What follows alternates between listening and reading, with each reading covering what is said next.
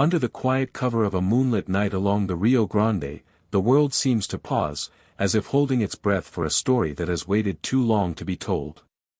The river moves slowly, carrying gentle ripples that shine like fragments of silver drifting toward an unseen horizon. Crickets hum their familiar chorus, distant dogs bark once and fall silent again, and a faint breeze stirs the reeds along the water. It is in this calm darkness, this delicate silence between two countries, that the first whispers of Rafael, the treasurer, Cardenas begin to take shape. His name is not yet spoken aloud in fear or respect, it floats instead in soft murmurs, among those who sense something shifting just beyond the edge of the visible world. Even in this early moment, before the legend forms, his presence feels like a quiet shadow stretching across the borderlands, patient and observant, waiting for its time. In 1994, the region surrounding the Rio Grande was shifting like desert sand in a restless wind. The political landscape of Mexico trembled, the Gulf Cartel was expanding in ways that would soon redefine the shape of organized crime along the border. Yet none of these large forces were visible in the quiet of the night. What one could feel, however, was an undercurrent, a sense of something brewing, growing, preparing to emerge. And within that undercurrent stood Rafael, not yet known as the guardian of the Crimson Territory, not yet burdened by the responsibilities that would eventually carve his name into the darker pages of cartel history. For now, he was simply a man beginning to understand the gravity of the world he would inherit. It is easy to imagine him standing alone on a quiet road just outside Matamoros, the dust beneath his shoes still warm from the day's heat. The sky above him is a deep shade of indigo, the stars faint but steady. A distant engine echoes, then fades. On nights like these, the air carries more than scent and sound, sometimes it carries omens. For Rafael, perhaps this was when he first felt the weight of expectation. His family name was already threaded into the fabric of the Gulf Cartel. Uncles, cousins, relatives tied by blood to power and risk, each playing a part in a dangerous dynasty. But Rafael himself was different. He did not lead with violence, nor did he build notoriety through spectacle. His path would be quieter, more deliberate, shaped through numbers, relationships, and an ability to read people in ways that others overlooked. But every story has a beginning, and Rafael's truly began in the overlooked corners of border life.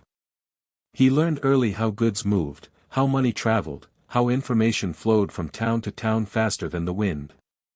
He noticed which officials drank too much, which policemen spent more than they earned, which businessmen carried secrets in their pockets like folded bills. While others flexed strength through confrontation, Rafael cultivated influence through patience. He observed, he waited, he calculated.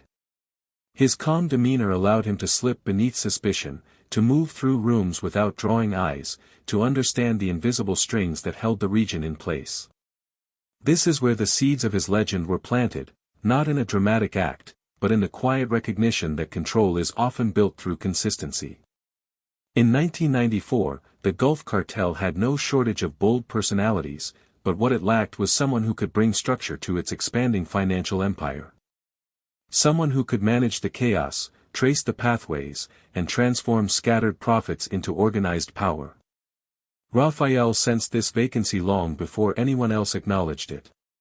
Perhaps he did not know he was preparing for a future role, perhaps he merely followed his instincts. But every ledger he studied, every bribe he witnessed, every whispered negotiation he overheard was preparing him for a position that would one day place him at the center of the cartel's financial machinery. As the night deepens over the Rio Grande, the story of Rafael's future seems to drift on the breeze, mingling with the soft rustle of water against the banks. No one in that moment could foresee the arc of his life, the rise, the power, the hidden world he would come to oversee. But stories often begin this way, silently, gently, in a place where the world appears unchanged. It is only later that one realizes how a single figure standing in the shadows of a border town might reshape an entire territory. Rafael's journey was never one of sudden explosions or dramatic betrayals, it was one of gradual ascent, of small steps accumulating into a path that would eventually carry him into the heart of a criminal empire. And so, as that quiet year pressed forward, the border remained a stage of contrasts, tranquil on the surface, turbulent beneath. Rafael walked through this dual world with a calm that belied the currents forming around him. He was not yet the treasurer, not yet the guardian, but the foundations of his future influence were quietly settling into place. What awaited him would demand loyalty, precision, and a mind capable of navigating shadows. The river kept flowing, the night kept breathing, and destiny was already approaching quietly. The Gulf Cartel, a name that now rings with power and infamy, did not begin in grandiose fashion, nor was it always the well-oiled machine of smuggling and blood that it would become. It began like many other criminal enterprises, in the shadows of history, where men saw opportunity in the cracks of society. The year was the early 1930s, and Mexico's northern border was a wild, lawless place, a no-man's land where rules were few, and the law was a distant concept, only enforced when it suited the powerful. It was in this environment that the cartel's roots first took hold. At the time, the region was known more for its history of smuggling alcohol during Prohibition in the United States than for the drugs that would later define it. Men like Juan Nepomuceno Guerra were among the first to understand the profit to be made from crossing the border with illegal goods, not just whiskey, but any product that could be trafficked without the watchful eye of authorities. Guerra was a figure whose ambition was out of proportion with his resources, yet his vision was far-reaching. The son of a humble family in the state of Tamaulipas, Guerra's journey into the world of organized crime was not one of sudden violence but one of opportunity, using his wits to skirt around the law, making connections, and setting the foundation for what would eventually become a powerful network. By the late 1970s and early 1980s, as the United States grappled with its growing demand for narcotics, the Gulf Cartel began to shift from its roots in alcohol smuggling to cocaine, marijuana, and heroin trafficking. The timing was right, and the players in Mexico's northern states began to understand that a new wave of profits lay ahead in drugs rather than whiskey. One of the most pivotal figures to emerge during this period was Juan Garcia Abrego, who assumed control of the Gulf Cartel in the early 1980s. Under his leadership, the cartel's operations expanded rapidly, spreading outwards from the coastal town of Matamoros and into the U.S. He became a figurehead for the growing Mexican drug trade, making connections with Colombian cartels, especially the notorious Medellin cartel, and controlling vast amounts of cocaine entering the U.S. through Texas. But by 1994, the Gulf Cartel was experiencing internal turmoil. Garcia Abrego, once an indomitable force in the cartel, had been arrested and was facing prosecution in the United States. His downfall was a combination of rising tensions with rival factions, law enforcement pressure, and his own hubris. His arrest served as both a blow and an opportunity for the Gulf Cartel. Where others saw weakness, those closest to him saw an opening that would see the rise of a new generation of cartel leadership. It was in this atmosphere that Rafael Cardenas first began to make his name known. At first, Cardenas's role in the cartel was not one that commanded immediate attention. Unlike many of his contemporaries who relied on brute force or charisma, he was known for his careful nature and financial expertise. The Gulf Cartel needed someone who could manage the swelling finances of their operations, and Cardenas, with his sharp mind and quiet demeanor, seemed like the perfect candidate. He wasn't a man who attracted attention, but that was exactly why he was valuable to the cartel. He worked behind the scenes, dealing with money laundering, managing bribes, and ensuring that the profits of the cartel kept flowing smoothly, even as the cartel's operations became more sophisticated. His rise through the ranks of the Gulf Cartel was not immediate or loud. He was not a soldier or a leader in the traditional sense, but he understood the most important thing: control was not only about power, but about how power could be organized, monetized, and expanded. With his expertise in financial management, Cardenas began to build the empire of money laundering that would sustain the Gulf Cartel long after the drug shipments were made. The cartel's operations were massive, drug shipments were routinely moved across the border, and millions of dollars were funneled into the pockets of cartel operatives. In this environment, Cardenas found his niche. As the treasurer, he was the one who ensured that the profits were funneled into safe, often untraceable investments. The wealth and reach of the Gulf Cartel grew during these years, especially in the early 1990s, when Cardenas was operating in relative anonymity. He had become a trusted figure within the cartel, working alongside other leaders to manage the cartel's territories, including lucrative areas in Matamoros, Reynosa, and Tamaulipas, but his power was largely behind the scenes. He was known to be close to the cartel's leadership, especially to his uncles, Ojael Cardenas Guillen and Ezequiel, Tony Tormenta, Cardenas Guillen, both of whom were more openly aggressive in their approach to cartel warfare. Cardenas, by contrast, was a figure of financial stability, calm, precise, and unflappable in a world built on chaos and bloodshed. During this time, the cartel was expanding in ways it had never done before. With the collapse of the Medellin cartel, the Gulf Cartel had begun to move into new markets, including Houston, Dallas, and Los Angeles, cities that were becoming hubs for cocaine distribution. This meant more money, more logistical complexity, and more need for someone to manage the finances and move the money around. It was here, during the mid-1990s, that Cardenas's role became even more crucial. By managing the cartel's assets and investments, he had the power to dictate the flow of money in and out of the cartel, and his influence began to expand. Yet, as the cartel's wealth grew, so did its internal conflicts. Rivalries between factions, some led by Cardenas's uncles and others by figures like Jorge Costilla Sanchez, began to escalate. These factions fought for control of key plazas along the border, including Matamoros, the jewel of the Gulf Cartel's empire. Cardenas was deeply embedded in the inner workings of the cartel, and as his influence grew, so did his role in managing these delicate internal struggles. His position was unique. He was both a financial figurehead and an active participant in the growing territorial disputes, a balancing act that few other cartel members could manage with such finesse. By the time Ojael Cardenas Guillen assumed full control of the Gulf Cartel in the late 1990s, Cardenas was well established as one of the most important figures in the cartel. He had worked his way up through the ranks, leveraging his financial acumen to gain the trust of the cartel's leadership, while quietly expanding his power base. Yet, as the cartel's operations grew in scope and ambition, so too did the risks. As tensions with rival cartels, law enforcement, and even internal dissidents began to mount, the cartel found itself at a precipice, its future uncertain, and its survival dependent on the quiet strategies of men like Rafael Cardenas, who operated in the shadows, always calculating, always waiting for the next move. In this period of transition and consolidation, the Gulf Cartel began to cement itself as one of the dominant forces in the global drug trade, and Cardenas, the quiet treasurer, would find himself poised to play a central role in what would become one of the most significant periods in the cartel's history. While others saw only chaos and blood, Cardenas saw opportunity, and it was this vision that would ultimately make him the guardian of the cartel's vast financial empire. As the decades pressed on, the Rio Grande would continue to carry its quiet ripples, and the legacy of the Gulf Cartel would continue to unfold, with Rafael, the treasurer, Cardenas at its heart, quietly shaping the empire that would come to define the Mexican drug trade. The tension was rising along the U.S.-Mexico border in the early 1990s. Smuggling routes once known for trafficking only in goods were now becoming infamous for the movement of something far more dangerous, drugs.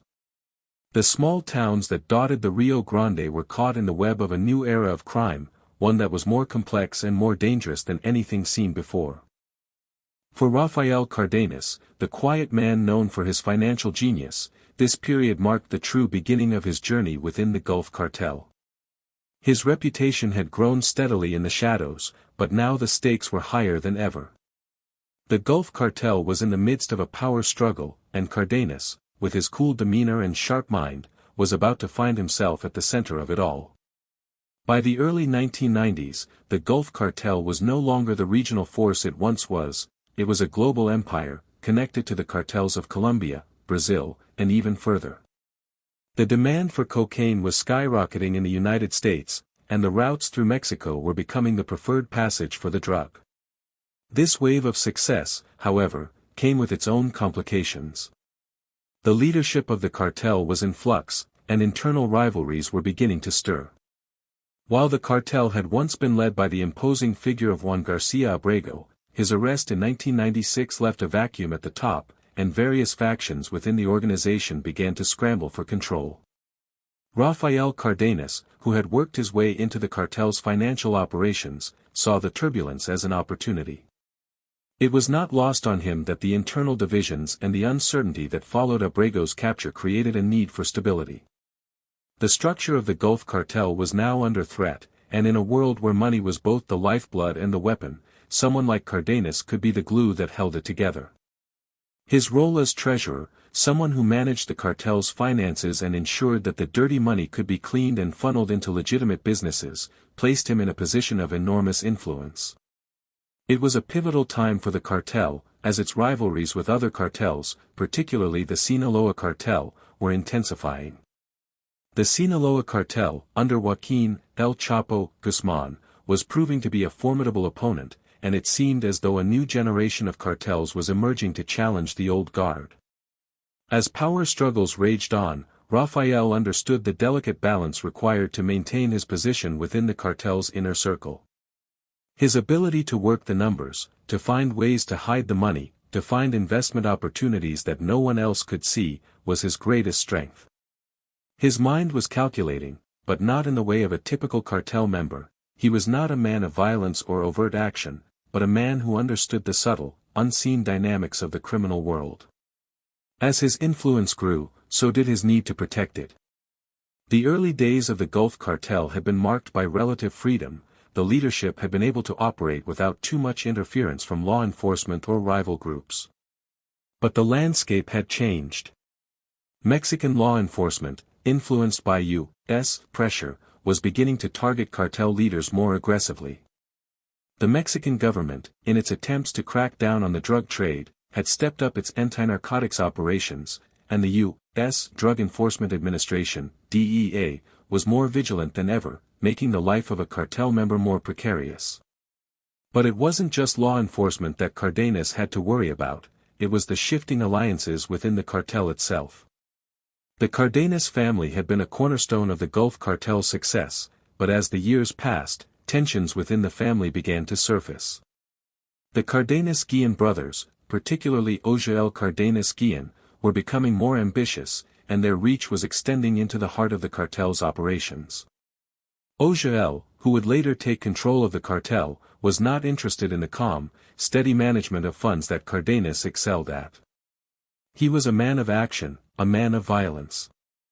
As he began to rise in the ranks of the cartel, he made it clear that he had a different vision for the future, one that required ruthlessness, not careful calculation. This shift in leadership and priorities placed Cardenas in a difficult position. His allegiance to the family was strong, but so too was his commitment to the methods that had made the cartel so powerful. He had always been a pragmatist, and he understood that the future of the cartel could be in danger if it fell into the hands of those who valued violence over strategy. His expertise in managing the cartel's finances, ensuring that the dirty money flowed smoothly and discreetly into legitimate investments, became more critical than ever. At the same time, the rise of Los Zetas, a group of former Mexican military personnel who had been hired by the Gulf cartel for their combat skills, was creating new challenges. The Zetas were ruthless, efficient, and brutal, and their presence in the cartel made it clear that things were changing. Cardenas, ever the pragmatist, recognized that the Zetas could be both an asset and a threat. They were useful in terms of securing cartel territories and eliminating rivals, but they were also unpredictable, their loyalty questionable. As they gained power within the cartel, the balance that Cardenas had worked so hard to maintain seemed to be teetering on the edge of chaos. In this climate of rising tensions and shifting allegiances, Rafael Cardenas made the decision to solidify his position. He understood that the cartel could not survive long without strong leadership, and he saw an opportunity to become that leader, not in the traditional sense, but through the control of money. Money was the foundation of everything the cartel did, it was what bought the weapons, it was what paid off the officials, and it was what kept the cartel's operations running smoothly. And with Cardenas's sharp mind for finances, he knew that if he could maintain control of the cartel's wealth, he could ensure his survival and the survival of his influence. But the power dynamics within the cartel were shifting, and Rafael knew that nothing in the world of organized crime was guaranteed. There were risks, and there were enemies lurking around every corner, both within and outside the organization. The rise of Ogiel as a leader would soon shift the balance of power further, and Rafael would have to navigate these changes carefully. But in these early years, the seeds of his power were being planted. His mind was always on the numbers, always on the deals that could be made, and always on the next move. He knew that in this world, the right move could mean the difference between life and death, and he was ready to play the game. As the Gulf Cartel continued to grow in power and influence, the future of the organization seemed uncertain, but one thing was clear: Rafael, the treasurer, Cardenas, was not just a background figure. His ability to control the flow of money within the cartel, and to navigate the turbulent waters of cartel politics, was about to push him to the forefront of one of the most powerful and dangerous criminal empires in the world. The game was changing, but Cardenas was ready for it. He had already proven that he could work in the shadows, but now he was preparing to take control of the cartel's most important asset, its money. And in doing so, he would carve his place in the dangerous world of Mexican organized crime. By the mid-1990s, the Gulf Cartel was a beast, its tentacles stretching far beyond the borders of Tamaulipas and into the deepest recesses of the drug trade. Yet, beneath this sprawling empire, Rafael Cardenas remained a quiet, elusive figure, seemingly content to work in the background. He was not a man who reveled in fame or the kind of brutal violence that had come to define other cartel leaders. His power was not in the streets, but in the ledgers, in the quiet manipulation of money, in the art of making millions disappear and reappear where no one could trace them.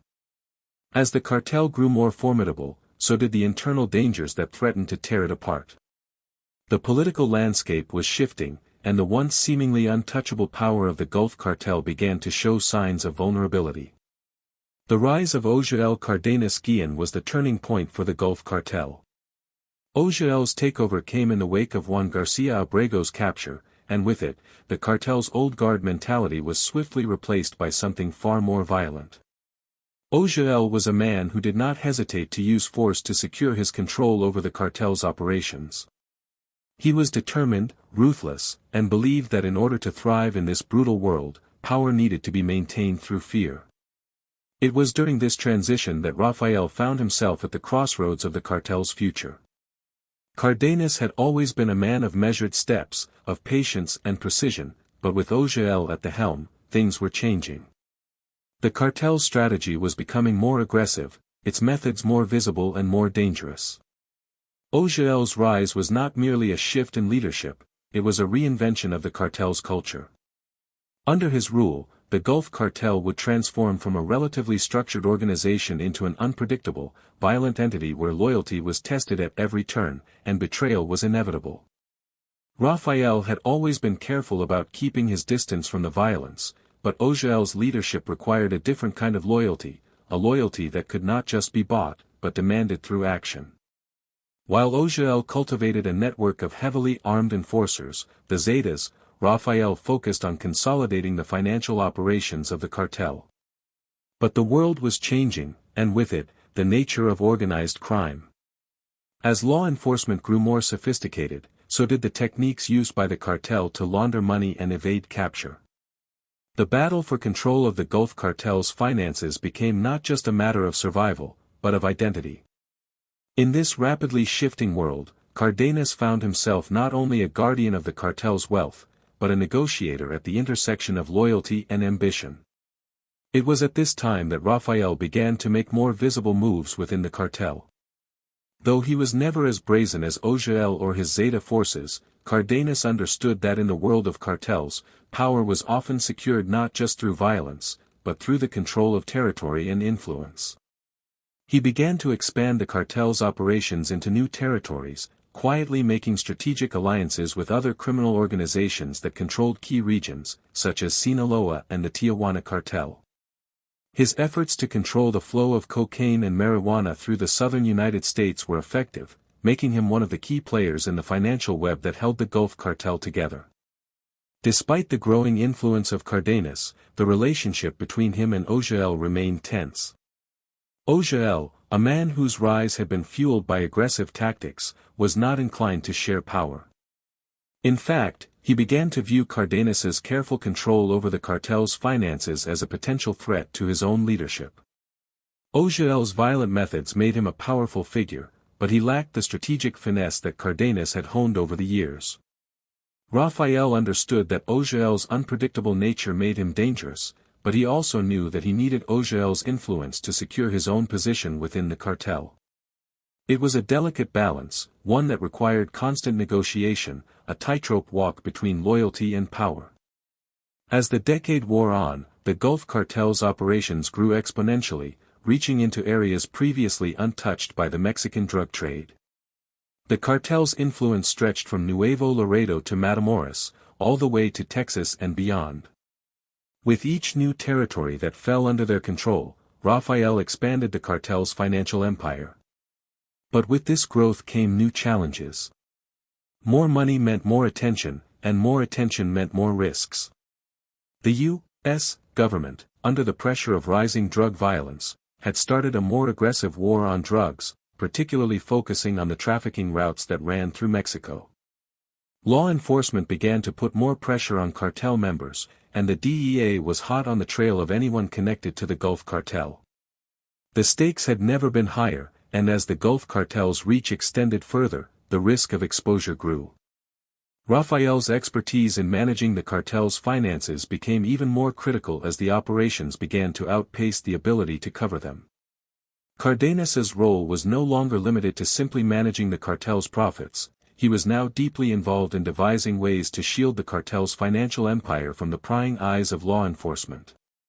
It was at this point that Cardenas's ability to keep a low profile began to work in his favor. While Ojael and the Zetas attracted most of the attention with their violent tactics, Rafael remained in the background, always working behind the scenes, ensuring that the money kept flowing and the empire stayed intact.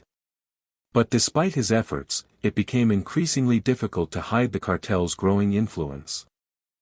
The world of organized crime was changing, and the old methods of smuggling and money laundering were no longer enough to keep the authorities at bay.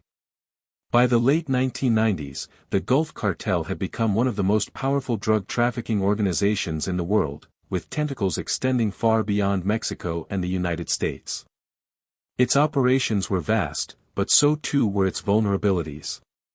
The war on drugs was intensifying, and Ojael's violent reign was attracting more attention than ever before. While the Zetas continued to consolidate power, Cardenas worked quietly to maintain the cartel's financial stability, but the situation was becoming untenable. The political winds were shifting, and law enforcement was no longer the only threat. Rivals within the cartel, such as Jorge Costilla Sanchez and the growing influence of the Sinaloa cartel, made the situation even more volatile. In this climate of uncertainty, Rafael Cardenas began to realize that his survival, and the survival of the Gulf Cartel, was no longer guaranteed. As the pressure mounted and tensions escalated, he would have to navigate a world of shifting allegiances, betrayal, and ever-increasing violence. The delicate balance he had once struck between money and power was now teetering on the edge. And with each move, he risked everything he had worked so carefully to build. As the years passed, the world of Rafael, the treasurer, Cardenas became more complicated, but his mind remained sharp. He was still the quiet man behind the scenes, still the one who controlled the money, and in this brutal world of shifting loyalties and increasing violence, it was that very control that would define his fate. By the late 1990s, the Gulf Cartel had transformed from a regional powerhouse into a global narcotrafficking empire, and Rafael Cardenas was at the heart of its financial operations. His role had evolved beyond simply managing money. He was now a key figure in the ongoing battle for control of the cartel's financial resources, a battle that was no longer just fought with dollars and pesos but also with alliances, manipulation, and careful strategy. With Ojael Cardenas Guillen firmly in power and the Gulf Cartel locked in an increasingly brutal war for dominance against rivals like the Sinaloa Cartel and the Tijuana Cartel, Rafael's once hidden role was becoming increasingly crucial. The stakes had escalated, and Cardenas was caught between loyalty to the family and the mounting pressures of survival. Despite the rising violence and chaos, Cardenas remained an enigmatic figure. He wasn't the kind of man to leave a trail of blood in his wake like the Zetas did, nor was he interested in the kind of flashy displays of power that Ojael favored. Instead, Rafael operated quietly, calculating every move, leveraging his immense financial knowledge to outsmart law enforcement and rival cartels alike. The money that passed through his hands was the lifeblood of the Gulf Cartel, and he understood the magnitude of his position.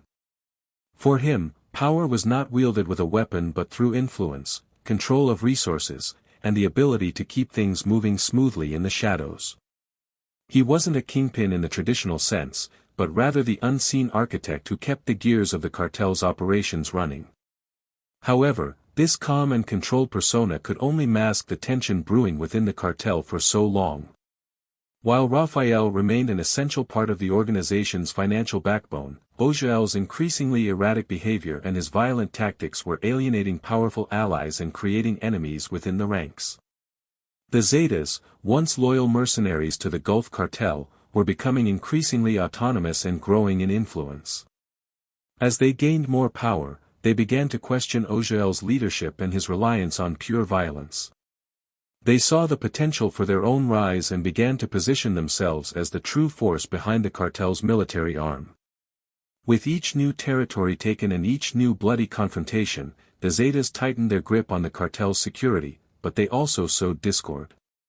The divide between the old guard, represented by figures like Rafael, and the Zetas was becoming more pronounced. Rafael, always a man of financial strategy and discipline, could sense the impending danger.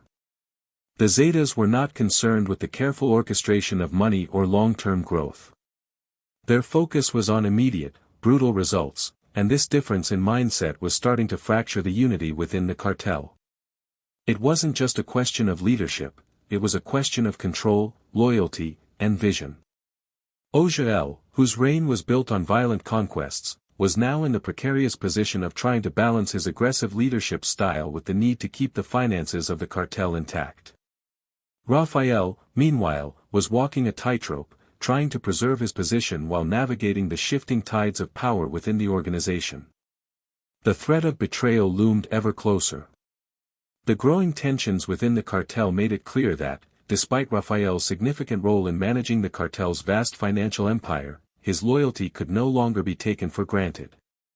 Ojael, knowing the importance of the cartel's money to its continued success, began to become suspicious of Cardenas.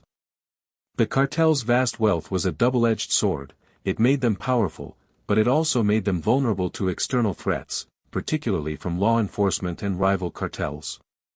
Ojael's desire to dominate through force and fear conflicted with Rafael's more calculated approach, and as the two men's visions for the future of the Gulf Cartel diverged, the stage was set for a confrontation.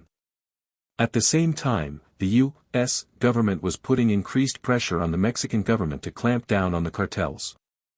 The DEA was closing in, targeting key figures like Ojael and Rafael, and the Mexican authorities were increasingly taking a more aggressive stance against drug trafficking organizations. Cardenas, always the pragmatist, understood that the walls were closing in. Law enforcement's focus on the Gulf Cartel's leadership was intensifying, and the cartel's sprawling empire was becoming more difficult to manage under the scrutiny of both local and international authorities.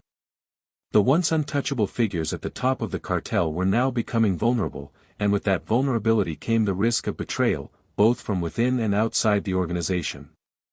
As Ojael's leadership grew more volatile, Rafael took steps to protect himself and the cartel's financial assets. He began to cultivate connections with key figures in the legitimate business world, forming strategic alliances that could provide a buffer against the increasing pressure from law enforcement. These moves were not without risk. Cultivating relationships with politicians, businessmen, and other criminal organizations involved in the legitimate economy required a level of subtlety that Rafael was well suited for.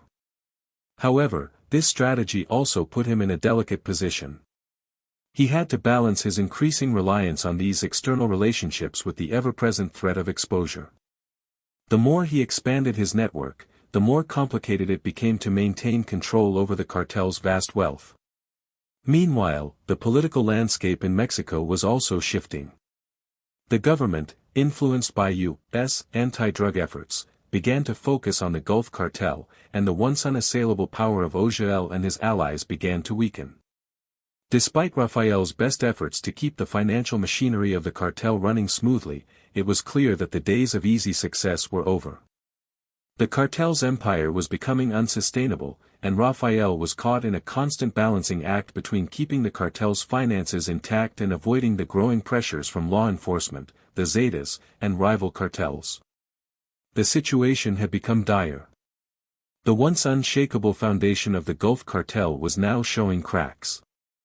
As the end of the decade approached, Rafael found himself facing a new and unforeseen challenge. The future of the Gulf Cartel was uncertain, and he was forced to make difficult decisions about his loyalty and survival. His role as the cartel's financial mastermind had earned him respect and power, but as the world around him became more dangerous, he knew that survival in this brutal world was never guaranteed. The situation was rapidly becoming untenable, and Rafael was more aware than ever that the balance he had worked so hard to maintain could tip at any moment. The coming years would test his resolve, his cunning, and his ability to adapt in a world where loyalty could turn to betrayal in an instant, and power could vanish as quickly as it had come. As the 2000s dawned, the Gulf Cartel's grip on its territories seemed unshakable, but beneath the surface, the currents of change were threatening to pull everything apart. The balance of power within the organization was shifting, with tensions rising not only between Ogiel Cardenas and his growing army of Zetas but also within the cartel's core leadership. The streets of Mexico, once thriving with the cartel's brutal influence, were now being carved up by the increasing rivalries within the underworld. Rafael Cardenas, ever the master of keeping a low profile, found himself at a crossroads. As Ogiel's behavior became more unpredictable and violent, Rafael, as the cartel's quiet treasurer, could no longer remain a silent observer. The rising power of the Zetas, led by their enigmatic and feared figureheads, would force Rafael to reconsider his position in the cartel, as the age-old question of loyalty to the boss versus survival in the shifting world of organized crime became more pressing than ever. Rafael had always believed in control, and his role as the financial architect of the Gulf Cartel was rooted in that belief. While Ogiel dominated the violent streets, Rafael's world was a different realm, one where quiet meetings took place in the backrooms of businesses and secretive arrangements were made to funnel the cartel's money through legitimate enterprises. Rafael had, over the years, built a sophisticated web of connections, creating a financial infrastructure that allowed the cartel to launder money through casinos, real estate deals, and cross-border ventures. His talents in accounting, finance, and money laundering were key to ensuring that the Gulf Cartel remained a shadow empire, one that operated just below the radar of law enforcement. But as the U.S. government's war on drugs escalated in the late 1990s and early 2000s, even Rafael's brilliant strategies began to show signs of strain. Law enforcement agencies, particularly the DEA, were closing in, making every transaction more dangerous, every deal riskier. However, it was not just external threats that were growing in strength. As Ogiel's grip on power tightened, his violent nature became even more pronounced. Ogiel, a man whose ambition was only matched by his thirst for power, believed that fear was the only way to maintain control. His increasing reliance on the Zetas, former military special forces turned cartel enforcers, marked a shift in the cartel's strategy. The Zetas, with their brutal tactics and military training, were quickly becoming the tip of the spear in the cartel's wars against its rivals and law enforcement. Rafael, always the pragmatist, saw the danger in this. He understood that unchecked violence could destabilize the cartel and expose it to more risks than it could handle. As the Zetas began to operate with increasing autonomy, his influence within the organization started to diminish. The war for control of the cartel's operations and its finances was growing more complex by the day.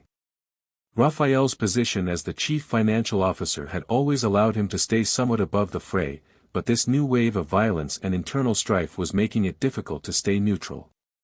In one of his more strategic moves, Rafael began quietly reaching out to rival cartels, such as the Sinaloa cartel, hoping to create alliances that would secure his future and the future of the Gulf cartel's financial empire. He knew that Ojael's reign was teetering on the edge, and if the cartel's internal fractures weren't resolved, the empire that Rafael had helped build might crumble under the weight of infighting and law enforcement pressure. Yet, even as Rafael worked to maintain his position, Ojael's erratic behavior began to reach a boiling point. The younger Cardenas was no longer simply a leader of a cartel, he was a man on a mission of personal vendetta. His violent clashes with rival organizations, his brutal retaliation against perceived disloyalty, and his heavy reliance on the Zetas alienated many in the Gulf cartel's inner circle. Rafael's keen understanding of loyalty and power dynamics led him to realize that Ojael's reign, as it stood, was unsustainable. His decision to form an alliance with the Zetas had alienated many longtime members of the cartel who had worked hard to build the organization into the powerhouse it was. With each brutal act, Ojael drove a wedge between himself and the more traditional elements of the Gulf cartel, men like Rafael, who believed in maintaining a delicate balance between power and loyalty. The situation was reaching a breaking point. The once solid alliance between the Cardenas family and the Zetas was now strained. While Ojael's violent methods had kept rivals at bay, they had also brought unwanted attention from law enforcement, increasing the pressure on the Gulf cartel's leadership. Rafael, recognizing that the future of the cartel was uncertain at best, began to reconsider his options. He knew that while the cartel's empire was vast, it was also vulnerable. Rival cartels, particularly Sinaloa, were becoming more organized and more aggressive. The Mexican government's crackdown on the cartels was intensifying, with the U.S., DEA and other law enforcement agencies becoming more adept at tracking cartel finances and operations. The days of operating in the shadows were coming to an end, and Rafael knew that the more the cartel expanded, the more difficult it would be to keep everything under wraps. In this environment, Rafael had to make a choice. His loyalty to the Cardenas family was tested by Ojael's increasingly reckless leadership. He had spent years building relationships with politicians, businessmen, and other criminal factions, all to protect the cartel's interests. But now, with Ojael's position becoming more precarious and the Zetas continuing to grow in power, Rafael had to think strategically about his own survival. While he was never a man to draw attention to himself, he understood that the cartel's days were numbered unless its internal fractures could be healed. The growing tension between Ojael and the Zetas was now a liability, and Rafael began to consider whether the cartel's future would lie in continuing to support Ojael or if it was time to position himself with a rival faction, such as the Sinaloa cartel, who might offer a more stable future. Despite the pressure, Rafael was not one to act rashly. He took his time, carefully weighing the consequences of each potential move. As the situation in Mexico continued to deteriorate, the Gulf cartel's finances began to show signs of strain. Law enforcement crackdowns were intensifying, and the cartel's profits were becoming harder to hide. Yet, Rafael remained calm. He knew that if he was to ensure his own survival, he would need to keep his moves quiet and strategic. He began strengthening ties with individuals in Mexico and abroad who could provide him with safe havens should the worst happen. It was not just about money, it was about the survival of the empire, and in this game, survival was the ultimate currency. By this time, the stakes had never been higher. The Gulf cartel was at a crossroads. The growing power of the Zetas, the increasing interference from the Mexican government and the U.S. DEA, and the weakening grip of Ojael made it clear that a new era was on the horizon. Rafael Cardenas, as the guardian of the cartel's wealth, knew that change was inevitable. He also knew that it was only a matter of time before he would be forced to make a decision that could either save him or destroy him. The days of quiet financial manipulation and careful control were quickly coming to an end. The empire he had helped build was on the verge of collapse, and Rafael was preparing for a battle, one not of bullets, but of alliances, loyalty, and strategy. As the new millennium unfolded, Rafael Cardenas faced an increasingly unstable world, both within the Gulf cartel and in the wider landscape of Mexican organized crime. The cartel's internal fractures were widening, and the pressure from law enforcement was intensifying. The U.S. government, determined to dismantle the drug trade, had set its sights firmly on the Cardenas family and their empire. For years, Rafael had managed to keep his operations just below the radar, using his financial acumen to move money swiftly and silently. But now, his world was becoming much more dangerous. The cartel's rivals were circling, and even his own comrades in the Gulf cartel were becoming unpredictable. The Zetas, once a loyal and indispensable arm of the Gulf cartel, had grown in power and autonomy. Originally recruited by Ojael for their military training and brutal efficiency, the Zetas had morphed into a force of their own, both within the cartel and beyond. As Ojael became more erratic, the Zetas began to take matters into their own hands, claiming territory, asserting dominance, and engaging in violent power struggles that destabilized the once tight-knit cartel. Rafael, always keenly aware of the changing power dynamics, realized that his role was no longer secure. The Zetas were not just muscle, they had become a growing faction within the cartel. They were loyal to Ojael, but their loyalty was conditional. Their loyalty could shift in an instant, especially if they saw a way to rise in power themselves. For Rafael, it was no longer simply about managing money. He had long understood the importance of financial control in organized crime, but the stakes had grown higher.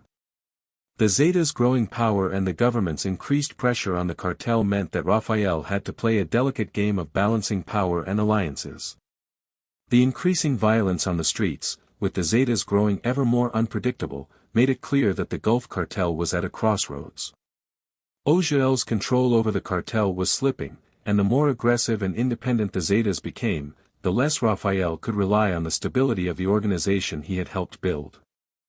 It was a precarious moment in time.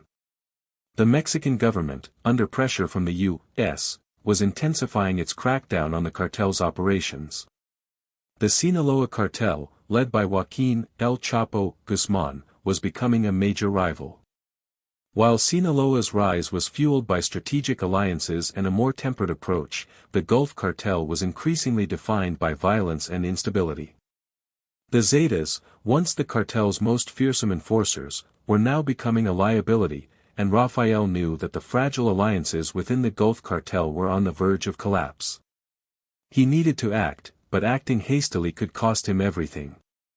Throughout this period, Rafael maintained his position as the guardian of the Gulf cartel's financial empire, but it was a position that was becoming increasingly difficult to sustain. The financial landscape had shifted dramatically. The cartel's traditional methods of money laundering, such as the use of legitimate businesses and cross-border financial networks, were under attack from both the Mexican government and U.S. authorities. The DEA was intensifying its efforts to track cartel money, and new technologies were making it harder to move vast sums without leaving traces. Rafael had always been a master of keeping the cartel's finances out of the public eye, but the growing surveillance and pressure meant that even his expert tactics were no longer as effective. The government's pressure on the Gulf cartel was becoming more direct. Mexican law enforcement, aided by the DEA, was beginning to crack down on known cartel figures, and the fear of arrest loomed large over many of the cartel's operatives. Rafael was no stranger to the reality of law enforcement's efforts. His ability to keep the cartel's financial network moving smoothly had always been his key asset, but now, with the government closing in, the walls were beginning to feel tighter. The once secure financial operations were starting to become liabilities. At the same time, the Zetas were growing increasingly impatient. Their brutal methods were taking a toll on the organization, and their growing independence meant that they were less inclined to follow orders without question. Their presence in key regions like Monterrey and Reynosa was threatening to undermine the power of the Cardenas family.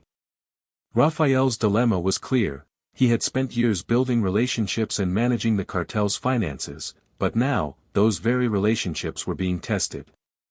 Ojael's leadership, once a symbol of strength and unyielding authority, was no longer enough to hold the cartel together. The Zetas had grown too powerful, and their insubordination posed a real risk to the Gulf cartel's future. Rafael knew that, sooner or later, he would have to make a decision about where his loyalty truly lay. Would he remain with the Cardenas family, despite the growing instability, or would he consider joining forces with the rising Sinaloa cartel, whose leadership appeared more calculated and less reliant on brute force?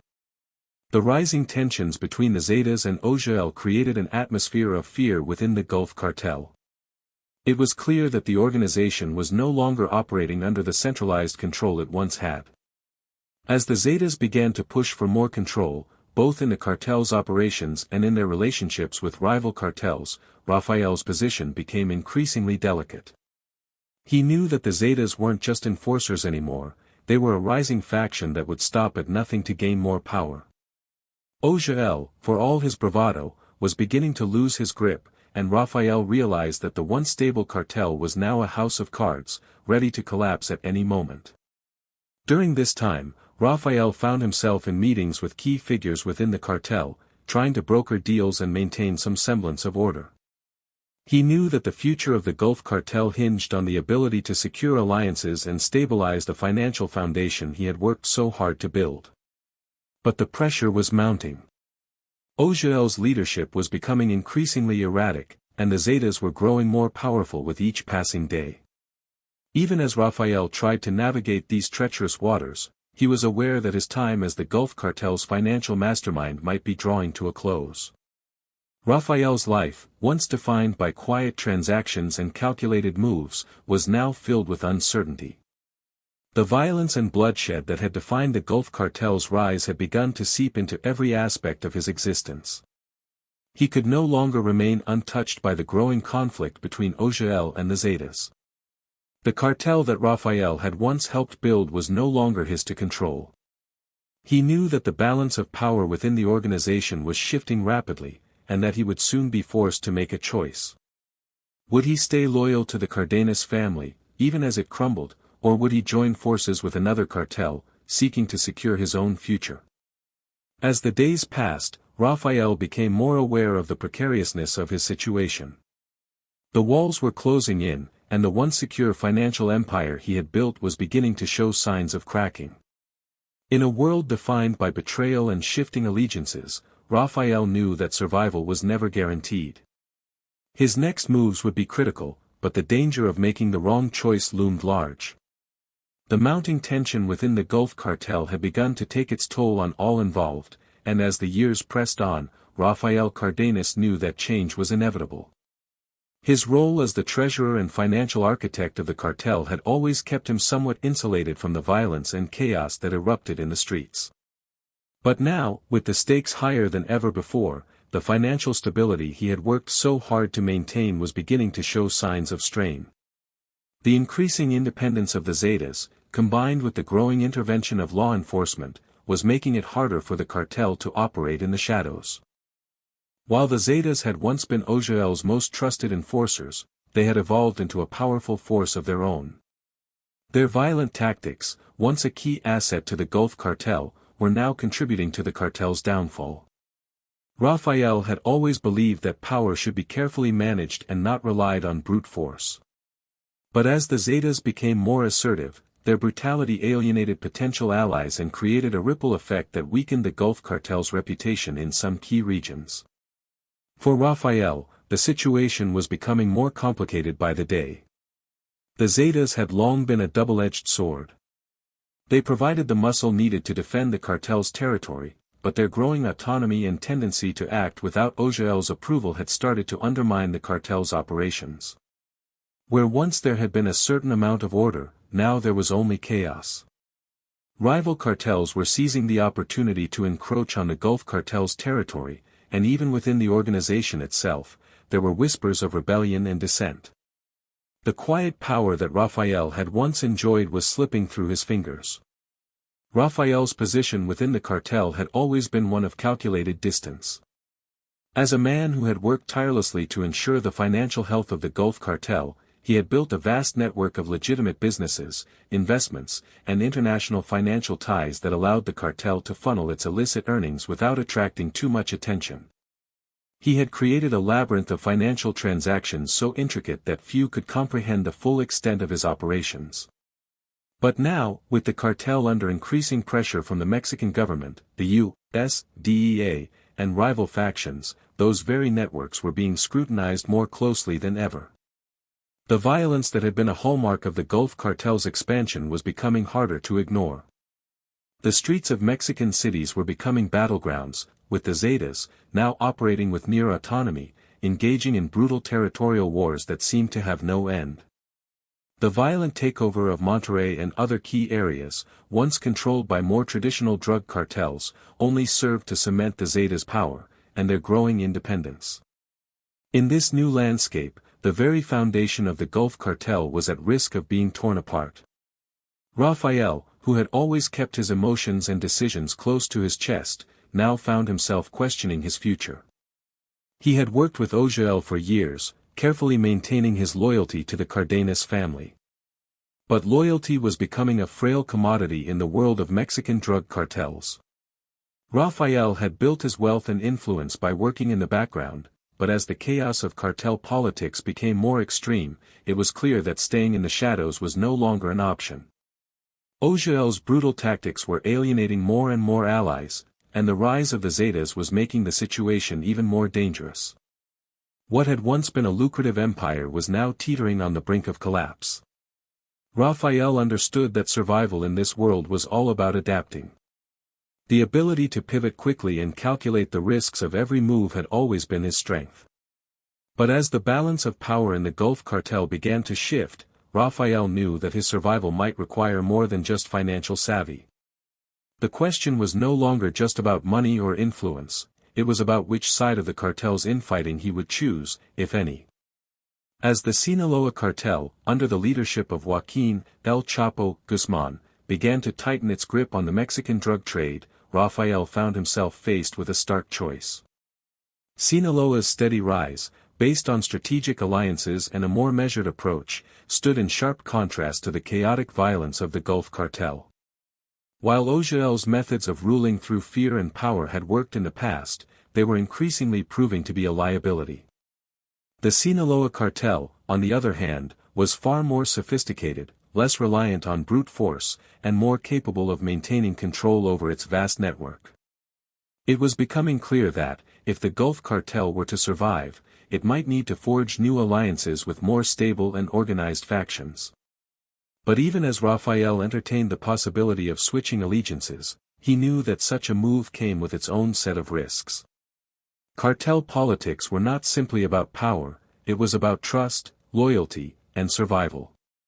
In a world where betrayal was often just one step away, shifting allegiances could mark the end of his career, or worse, his life.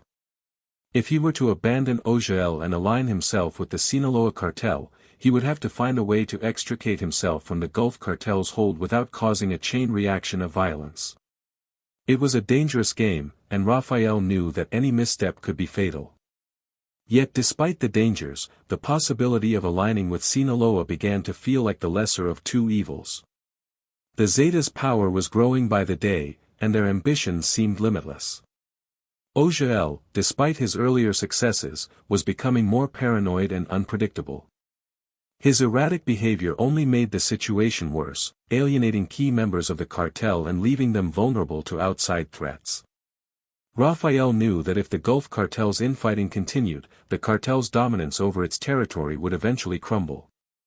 In the quiet moments, when he allowed himself to reflect, Rafael realized that the world of cartels was not just one of power and wealth, it was a world defined by constant change, a world where allegiances could shift in an instant, and where survival depended on more than just money. It was about knowing when to strike, when to retreat, and when to let go. As the Gulf Cartel teetered on the edge of collapse, Rafael's strategic mind was at work, calculating every possible outcome. His future, and the future of the cartel, would depend on decisions that had yet to be made. In those quiet moments of reflection, Rafael was reminded of the delicate balance of power he had worked so hard to maintain. The streets, once filled with violence and order, were now full of chaos, and the empire he had helped build was unraveling. It was a time of great uncertainty, but it was also a time of opportunity. If he played his cards right, Rafael could secure his own place in the future of the Mexican drug trade, whether it was as a member of the Gulf Cartel or as a key player in the rising Sinaloa cartel. The next steps in Rafael's journey would be crucial. His role as the financial mastermind behind the Gulf Cartel had always been pivotal, but in this new world of shifting alliances and rising power struggles, he knew that the rules were changing. Survival in this world was no longer just about staying out of sight, it was about playing the game with intelligence, patience, and a keen understanding of the risks involved. As the tide of violence continued to rise, Rafael prepared for what lay ahead, fully aware that the choices he made in the coming months would define not just his future, but the future of the cartel itself. As the struggle for dominance within the Gulf Cartel reached its boiling point, the internal conflicts began to boil over, and Rafael Cardenas found himself caught in the middle of an increasingly complex web of loyalties and betrayals. The once united front of the Gulf Cartel, which had thrived on strategic alliances and smooth operations, was now falling apart under the weight of power struggles, personal ambition, and external pressures. The rise of the Zetas, the growing chaos, and Rafael Cardenas' increasingly erratic behavior left Rafael with a stark realization: the cartel he had worked so hard to support was on the verge of collapse. The time had come to make decisions that would reshape not just his future, but the entire landscape of Mexican drug cartels. The situation was increasingly untenable. The Zetas, originally formed as a paramilitary group to protect the Gulf Cartel and its interests, had grown in both power and autonomy. They had long been an integral part of the cartel's operations, particularly in dealing with rivals and ensuring control over the territories. But as the years passed, they had evolved into an unstoppable force of their own. They began to disregard Rafael's orders, instead pursuing their own agenda, and rapidly expanded into territories previously held by other cartels.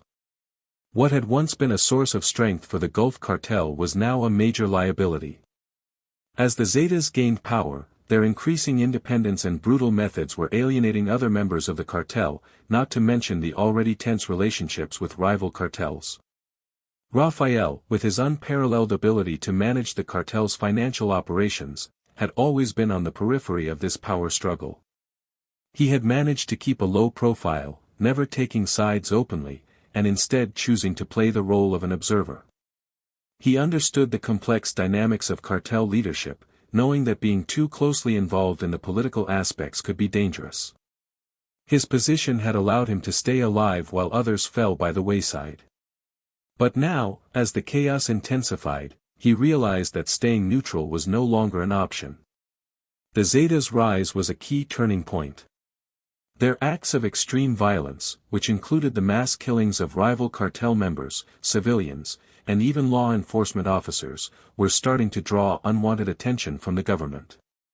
The Mexican military, having grown more adept at combating organized crime, was beginning to take direct action against cartel activities.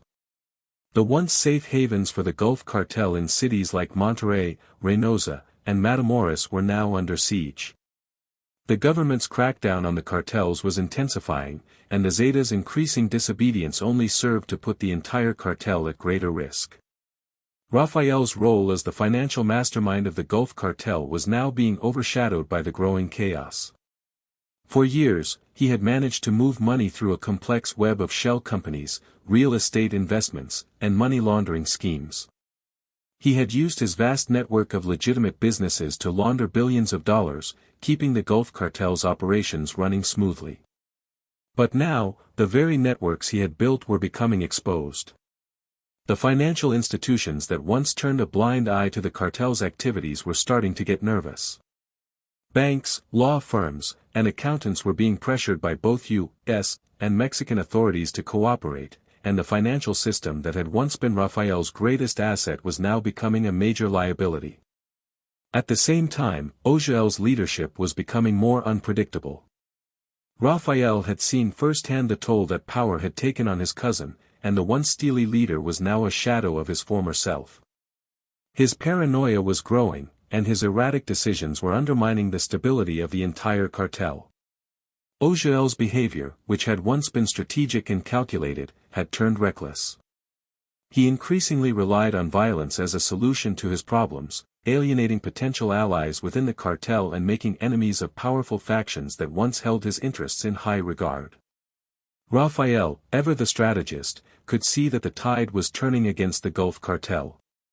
Ogiel's reign was no longer sustainable, and the Zetas, though once his enforcers, had become the very agents of chaos that threatened to tear the organization apart. Rafael knew that the collapse of the Gulf Cartel was no longer a matter of if, but when. The question now was whether he would remain loyal to his family and the cartel, or if he would seek a way out before it was too late. He had spent years building an intricate financial empire, carefully navigating the dangerous world of drug cartels and money laundering. But Rafael was no fool. He understood the nature of the business. In a world where loyalty was fleeting, where betrayal could come from anyone, he knew that the survival of the fittest was the only law that mattered. The once stable power structures that had allowed the Gulf Cartel to thrive were now crumbling, and Rafael found himself standing at a crossroads. He could stay and fight for control, but with Ogiel's leadership slipping away and the Zetas' power growing stronger, that path was fraught with peril. Alternatively, he could break free, distancing himself from the chaos and seeking a more stable future, but doing so would come with its own set of risks. The Sinaloa cartel, under the leadership of Joaquin El Chapo Guzman, was emerging as a more formidable rival. While the Gulf cartel was descending into chaos, Sinaloa was expanding its operations in a calculated and organized manner. Guzman had built his empire not just on violence, but on strategic alliances and careful management. Sinaloa's rise represented a significant threat to the Gulf cartel, but it also presented an opportunity. Rafael had long respected the way Sinaloa operated. Guzman's leadership, while ruthless, was far more calculated than Ogiel's. The Sinaloa cartel seemed poised to become the dominant force in Mexican drug trafficking, and for someone like Rafael, who had always operated from the shadows, aligning with the rising power seemed like a viable path forward.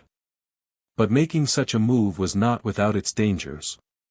The world of drug cartels was full of shifting allegiances, and Rafael knew that his life would be at risk if he made the wrong choice. If he were to leave the Gulf cartel, it would likely be seen as an act of betrayal, and there were few things more dangerous than crossing powerful cartel figures. On the other hand, if he chose to stay loyal to the Gulf cartel, he risked being swept up in its eventual collapse. The violence and instability that had come to define the cartel's existence were unlikely to disappear anytime soon.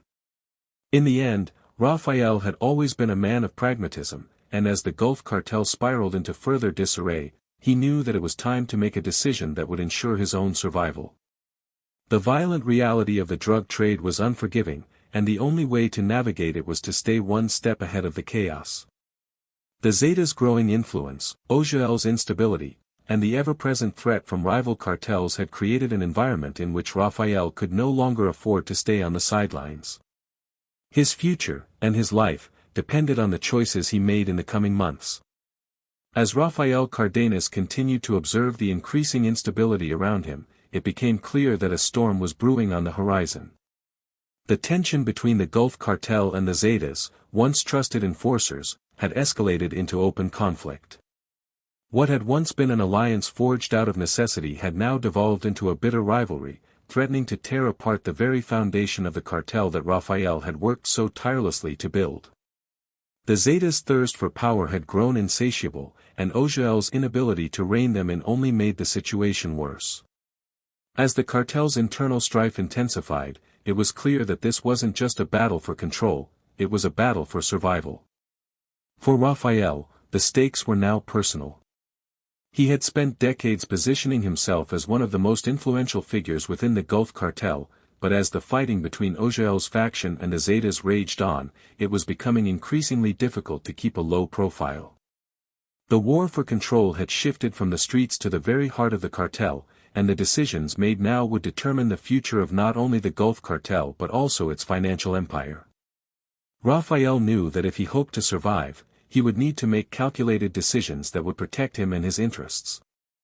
But how long could he continue to maintain his position as the quiet financial architect? The growing power of the Zetas was impossible to ignore, and the splintering of the Gulf cartel seemed inevitable. Each day, it felt as if the ground beneath Rafael's feet was shifting, and the once solid structures of the cartel were now crumbling.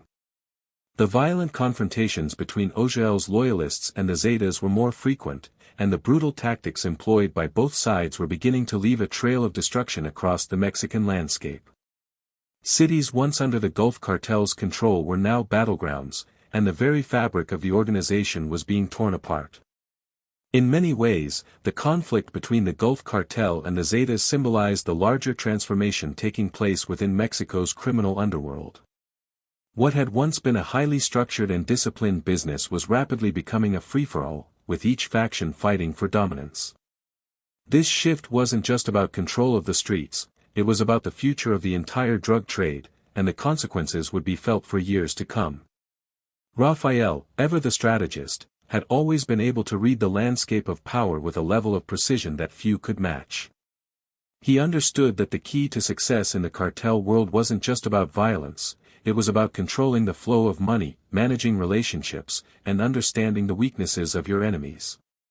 For years, he had used his financial acumen to keep the Gulf Cartel running smoothly, moving billions of dollars through a vast network of businesses, shell companies, and money laundering operations. But as the Zetas grew more powerful and the government crackdown on the cartels intensified, even Rafael's sophisticated system was beginning to show signs of strain. His financial operations had always been a source of strength, but they also made him a target. The more money that flowed through the cartel's channels, the more scrutiny it attracted. Authorities in both Mexico and the United States were closing in, and the growing pressure was making it harder for Rafael to maintain the secrecy of his operations. The banks, lawyers, and accountants who had once turned a blind eye to the cartel's activities were now under investigation, and the financial networks that Rafael had carefully constructed were at risk of being exposed. The increasing visibility of his operations was not Rafael's only concern. The Zetas' growing influence was becoming more pronounced, and their brutality was alienating not only rivals but also potential allies. Where Rafael had always prided himself on his ability to maintain a balance between power and restraint, the Zetas seemed to operate with reckless abandon. Their violent tactics, which included indiscriminate killings and the public display of their power, were turning the tide of public opinion against the cartel.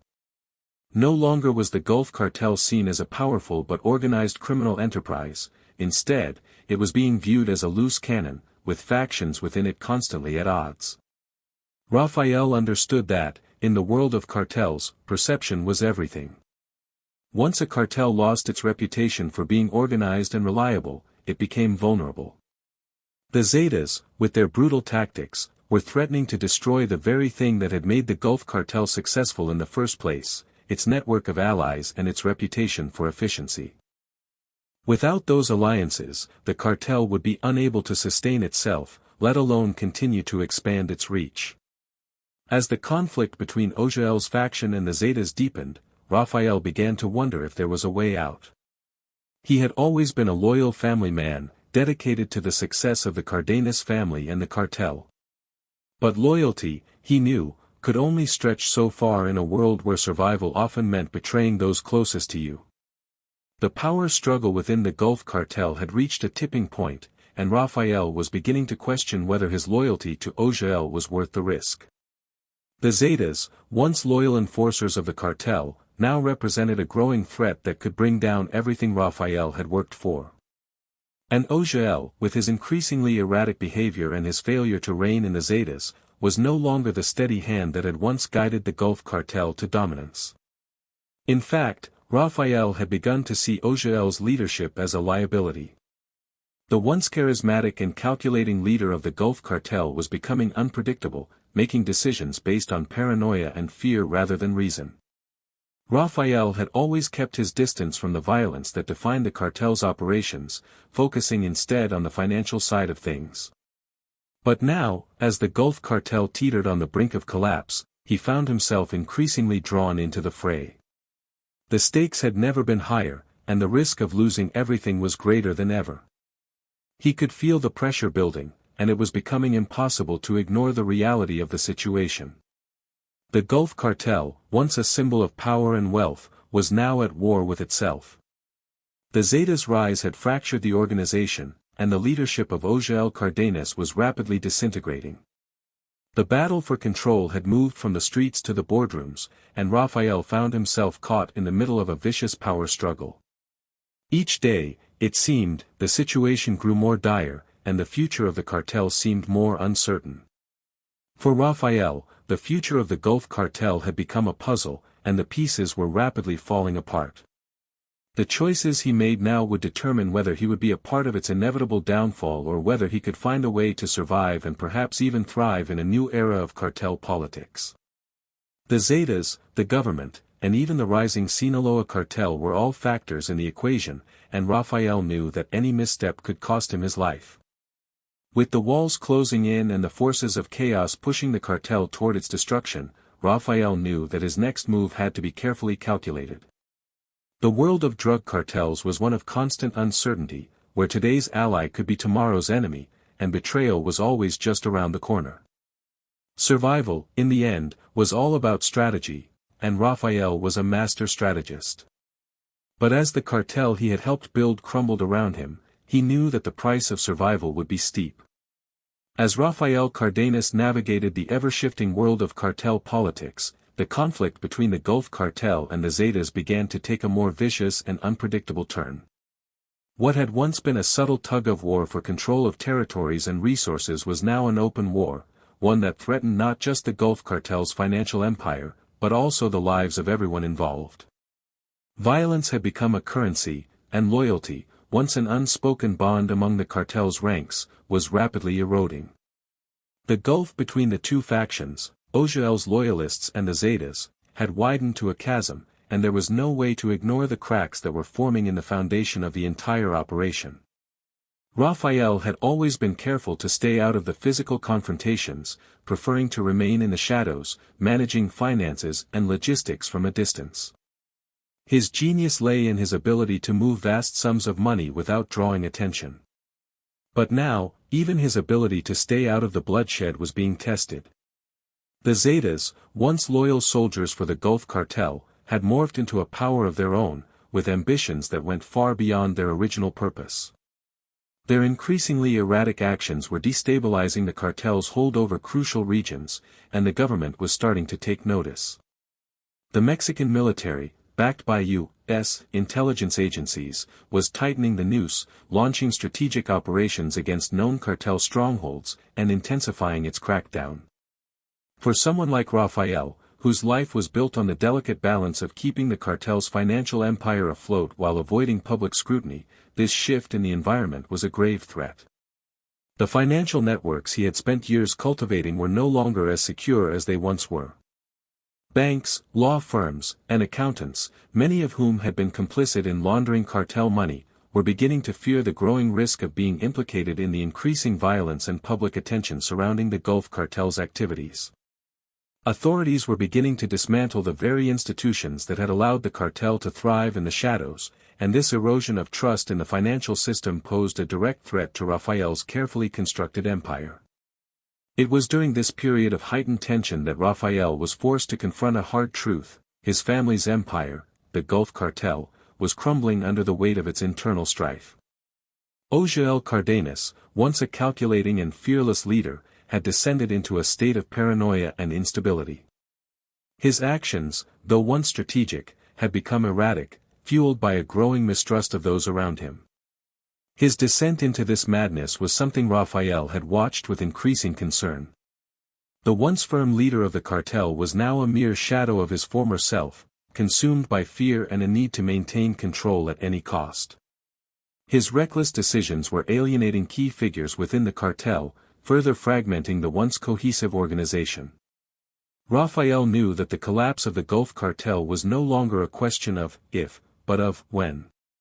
As much as he wanted to remain loyal to his family, the pragmatic side of him understood that the tide was rapidly turning against them. The Zetas had become a powerful and uncontrollable force, and OJL's leadership, or lack thereof, was pushing the cartel towards certain destruction. It was clear that the situation was untenable, and Rafael was at a crossroads. He began to consider the possibility of distancing himself from the Cardenas family's empire altogether. The price of loyalty was high, and the price of betrayal, even higher. If he left, he would likely become an enemy in the eyes of the remaining members of the Gulf Cartel, and his life would be at risk. But if he stayed, the imminent collapse of the cartel could drag him down with it. The thought of aligning with the Zetas or any of the rival cartels was unappealing, yet, it seemed like the only viable option if he hoped to survive. In the end, survival was all that mattered, and in the world he lived in, survival meant adaptability. The rise of the Sinaloa cartel under Joaquin El Chapo Guzman presented a potential lifeline for Rafael. While the Gulf cartel was deteriorating from within, Sinaloa was expanding its reach with the precision of a master chess player. Guzman, a man of ruthless ambition but also calculated strategy, had turned Sinaloa into one of the most powerful criminal enterprises in Mexico. Sinaloa's operations were characterized by their methodical nature, contrasting with the disorganized and violent tendencies of the Zetas. It was a system that Rafael admired, and the opportunity to align himself with Guzman's organization seemed increasingly appealing. However, the transition from one cartel to another was never simple, nor without risk. Cartel alliances were often short-lived, and defection from one cartel to another was considered an act of betrayal. The Zetas, in particular, were known for their brutal retribution against anyone they considered a traitor. If Rafael made the wrong move, he could find himself caught between two powerful factions, both of which would seek his demise. Yet, staying in the Gulf cartel, with its factions at war and Ojael's leadership faltering, didn't seem like a viable option either. The situation was a delicate one, and Rafael was well aware of the dangers of rushing a decision. The stakes had never been higher. At the same time, he also knew that the clock was ticking. The increasing pressure from the government, the growing instability within the Gulf cartel, and the rising threat of the Zetas left him with little time to make a calculated move. Rafael had always been a patient man, but the current state of affairs demanded quick action. In his moments of reflection, Rafael often thought about his past, about the quiet years before the violence of the drug trade had consumed him. He had once dreamt of a simpler life, one where his talents in finance could be used in more legitimate ways. But that dream had long since faded, replaced by the harsh realities of a world governed by power and fear. He had been drawn into this world through a combination of family loyalty and ambition, but now, as the Gulf cartel disintegrated before his eyes, he wondered if it was time to walk away. There were moments when Rafael questioned whether there was any future for him in this world of bloodshed and betrayal. But then, the reality of his situation would set in, the money, the influence, the years of effort. It wasn't easy to let go of everything he had worked for. The world of cartels was a dangerous one, but it was also one of unparalleled wealth and power. Leaving it all behind would mean cutting ties with a past that had defined him. And yet, staying meant certain destruction. As the Zetas continued to assert their dominance, and as Ojael's grip on the Gulf cartel weakened, Rafael knew that the time for indecision had passed. The question was no longer whether he would leave the cartel, but when, and how. What path would he take to secure his own survival? Would he take the risk of joining a rival cartel, or would he attempt to carve out a new path for himself within the fractured remnants of the Gulf cartel? The situation was becoming untenable, and the pressure on Rafael to make a choice was mounting. The cartel world was a place where even the slightest misstep could be fatal, and the stakes had never been higher. Whatever he decided, one thing was certain: Rafael's future, and perhaps his very life, depended on the decisions he would make in the coming days. The final days of the Gulf cartel, once an empire known for its methodical operations and vast wealth, were now upon Rafael. As the cartel's internal power struggle continued to spiral out of control, it became increasingly clear that survival would require a delicate blend of cunning, loyalty, and ruthless pragmatism. But even Rafael's finely tuned financial operations could not shield him from the tectonic shifts taking place in the cartel world. The Zetas, now a faction of their own, grew more brazen, consolidating their power and threatening everything that Rafael had worked to build. What once had been an invisible empire, run from the shadows with the flicker of a financial transaction, was now at risk of being exposed to the harsh light of government scrutiny. Rafael could feel the mounting pressure. His position as the cartel's financial architect had always been about maintaining control over money, keeping things flowing, ensuring the cartel's business continued, but now it was about survival, pure and simple. In the war between Ojael's faction and the Zetas, there was no room for neutrality. Every action now carried immense weight. The Zetas, known for their brutality, were determined to seize control not only of the Gulf Cartel's operations but of the very territories it had once ruled. They were no longer just a group of hired guns, they were a rapidly growing force with their own ambitions. The Zetas, once loyal foot soldiers to Ojael, had transitioned into a force that could no longer be contained by the Gulf Cartel's old power structure. Their methods were brutal, their reach vast, and they were quickly gaining support from other criminal organizations that saw the growing power of the Zetas as the key to their future. Rafael, for the first time in his life, began to feel the weight of the choices he had made. Was it time to align himself with the Zetas and try to capitalize on their meteoric rise, or was it time to step away from the cartel world entirely and save what remained of his dignity, his life, and his future? The government's increasing attention on the cartel world was also a source of growing anxiety. The crackdown on cartels was intensifying, not just in Mexico but across the border in the United States as well. The DEA, FBI, and Mexican authorities were closing in on the financial structures that had kept the cartels running, and the sophisticated laundering operations that had been a hallmark of the Gulf Cartel were beginning to unravel. Rafael had always been a step ahead, but now the walls were closing in. If he were to keep his operations intact, he would need to make difficult decisions, ones that would affect not only his future but that of his family and the men and women who had worked alongside him for so long. As Rafael watched the downfall of the Gulf Cartel unfold, he began to reconsider his options. His loyalty to Ojael had always been steadfast, but Ojael's leadership had become a liability. Paranoia and fear clouded his judgment, and he could no longer make the decisions necessary to hold the cartel together. Every move he made now seemed to push the cartel closer to collapse. It was no longer just about power or money, it was about survival in an environment that had grown too dangerous for even the most seasoned players. Rafael's mind began to race with possibilities. If he abandoned Ojael's faction and sided with the Zetas, he would be aligning himself with the very force that had torn the cartel apart. Yet, the Zetas' growing influence made them the most powerful faction in Mexico. They controlled key smuggling routes, and their violent tactics had given them the upper hand in many battles. But to join them would mean a total shift in the power dynamics, and it wasn't certain if Rafael could navigate the Zetas' brutal world, especially given their lack of the kind of financial acumen and discipline that had been the hallmark of the Gulf Cartel. On the other hand, staying loyal to Ojael could mean being dragged down with a sinking ship. The cartels, once tightly bound by familial ties, had grown more fractured than ever, and Ojael's inability to assert control over the Zetas was a fatal flaw.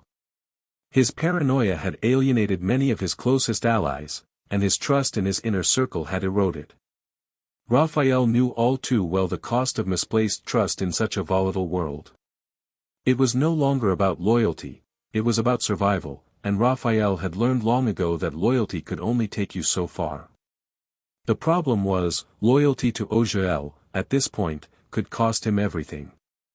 Every night, as Rafael sat alone in his office, surrounded by the soft glow of his desk lamp and the faint sound of traffic in the distance, the weight of his decisions pressed down on him. He had always been one to plan carefully, to weigh every move with precision. But now, as the cartel's grip on the region loosened, he realized that the rules of the game had changed. Survival in this world wasn't just about being smart, it was about being adaptable. And in the cartel world, adaptability often meant betraying your own blood. In those quiet moments, Rafael thought of the future, of what kind of man he wanted to be when all of this was over. The choices he made now could define the rest of his life. Would he end up in a government prison, spending the rest of his days in a small cell? Or would he manage to escape the impending collapse and live out his days in anonymity? There was also the possibility that he could find a way to carve out a future for himself outside of the cartel world entirely. The challenge was, he knew, that walking away from a life so deeply entangled in crime was not as simple as turning his back on it. Even the slightest misstep could lead to retaliation, not just from the Zetas or Ojel's faction, but from rival cartels that had been watching his every move. In the world of organized crime, there were no neutral parties. There were only those who held power and those who were consumed by it. And Rafael knew better than anyone that those who once held power could quickly find themselves on the other side of the equation. The Zetas had once been his allies, but now they were his greatest threat. The only certainty in this world was that nothing lasted forever, and the Gulf Cartel, once a symbol of strength and wealth, was rapidly approaching its inevitable end. Rafael knew that if he didn't act soon, he would be swept away in the flood of violence and chaos that was consuming everyone in its path. As the cartel fractured further, and with the Mexican government intensifying its crackdown, Rafael made the hardest decision of his life. The path forward was uncertain, filled with peril, but he knew he could no longer afford to hesitate. The time for waiting had passed. Now, the question was no longer about saving the Gulf Cartel, it was about saving himself. The future of Rafael Cardenas was no longer tied to the fate of the Gulf Cartel. What came next would be a story of survival, adaptation, and perhaps redemption. But for now, as he made his choice, the world he had known, filled with money, power, and betrayal, was coming to an end. And with it, the future of the Gulf Cartel, and everyone who had once been a part of it, seemed as uncertain as the dawn of a new day. Rafael Cardenas's decision to step away from the collapsing Gulf Cartel marked a pivotal moment in his life, one that would change the course of his future, and perhaps even the trajectory of the drug trade in Mexico. As the cartel's finances unraveled and the once strong leadership of Ojel Cardenas faltered, the cracks in the organization became impossible to ignore. The world around Rafael, once carefully controlled and meticulously maintained, was rapidly disintegrating. The Gulf Cartel, the organization that had elevated him from obscurity to one of the most powerful figures in the criminal underworld, was now just a shadow of its former self. And for Rafael, the question was no longer about loyalty to his family or his brothers in arms, it was about survival. Choosing to sever his ties with Ojel Cardenas was not a decision Rafael made lightly. Family loyalty had always been paramount to him, and he had risen through the ranks of the cartel not by brute force or violence, but through his shrewd mind and unshakable ability to handle money. But the collapse of the Gulf Cartel had become inevitable. Ojel's erratic decisions, his paranoia, and his inability to maintain control had fractured the organization beyond repair. The violence between the Gulf Cartel and the Zetas was now an open war, and Rafael knew that continuing to support Ojel would only lead him down a path of destruction. He understood the game well enough to know that in the cartel world, survival meant adapting, and sometimes, adapting meant leaving behind what you had worked for all these years. It was a cold, hard reality. Rafael's decision to walk away from his family's empire came with the understanding that he was now a target. In a world where betrayal was a death sentence, his actions would not go unnoticed. His former allies, now divided between the fractured factions of the Gulf Cartel, would view him with suspicion. Even those who had once considered him a trusted member of the inner circle would likely see his departure as an act of treachery. The Zetas, with their brutal reputation for dealing with perceived traitors, were no doubt watching his every move. But despite the risks, Rafael had made his choice. He was no longer a player in the Gulf Cartel's game.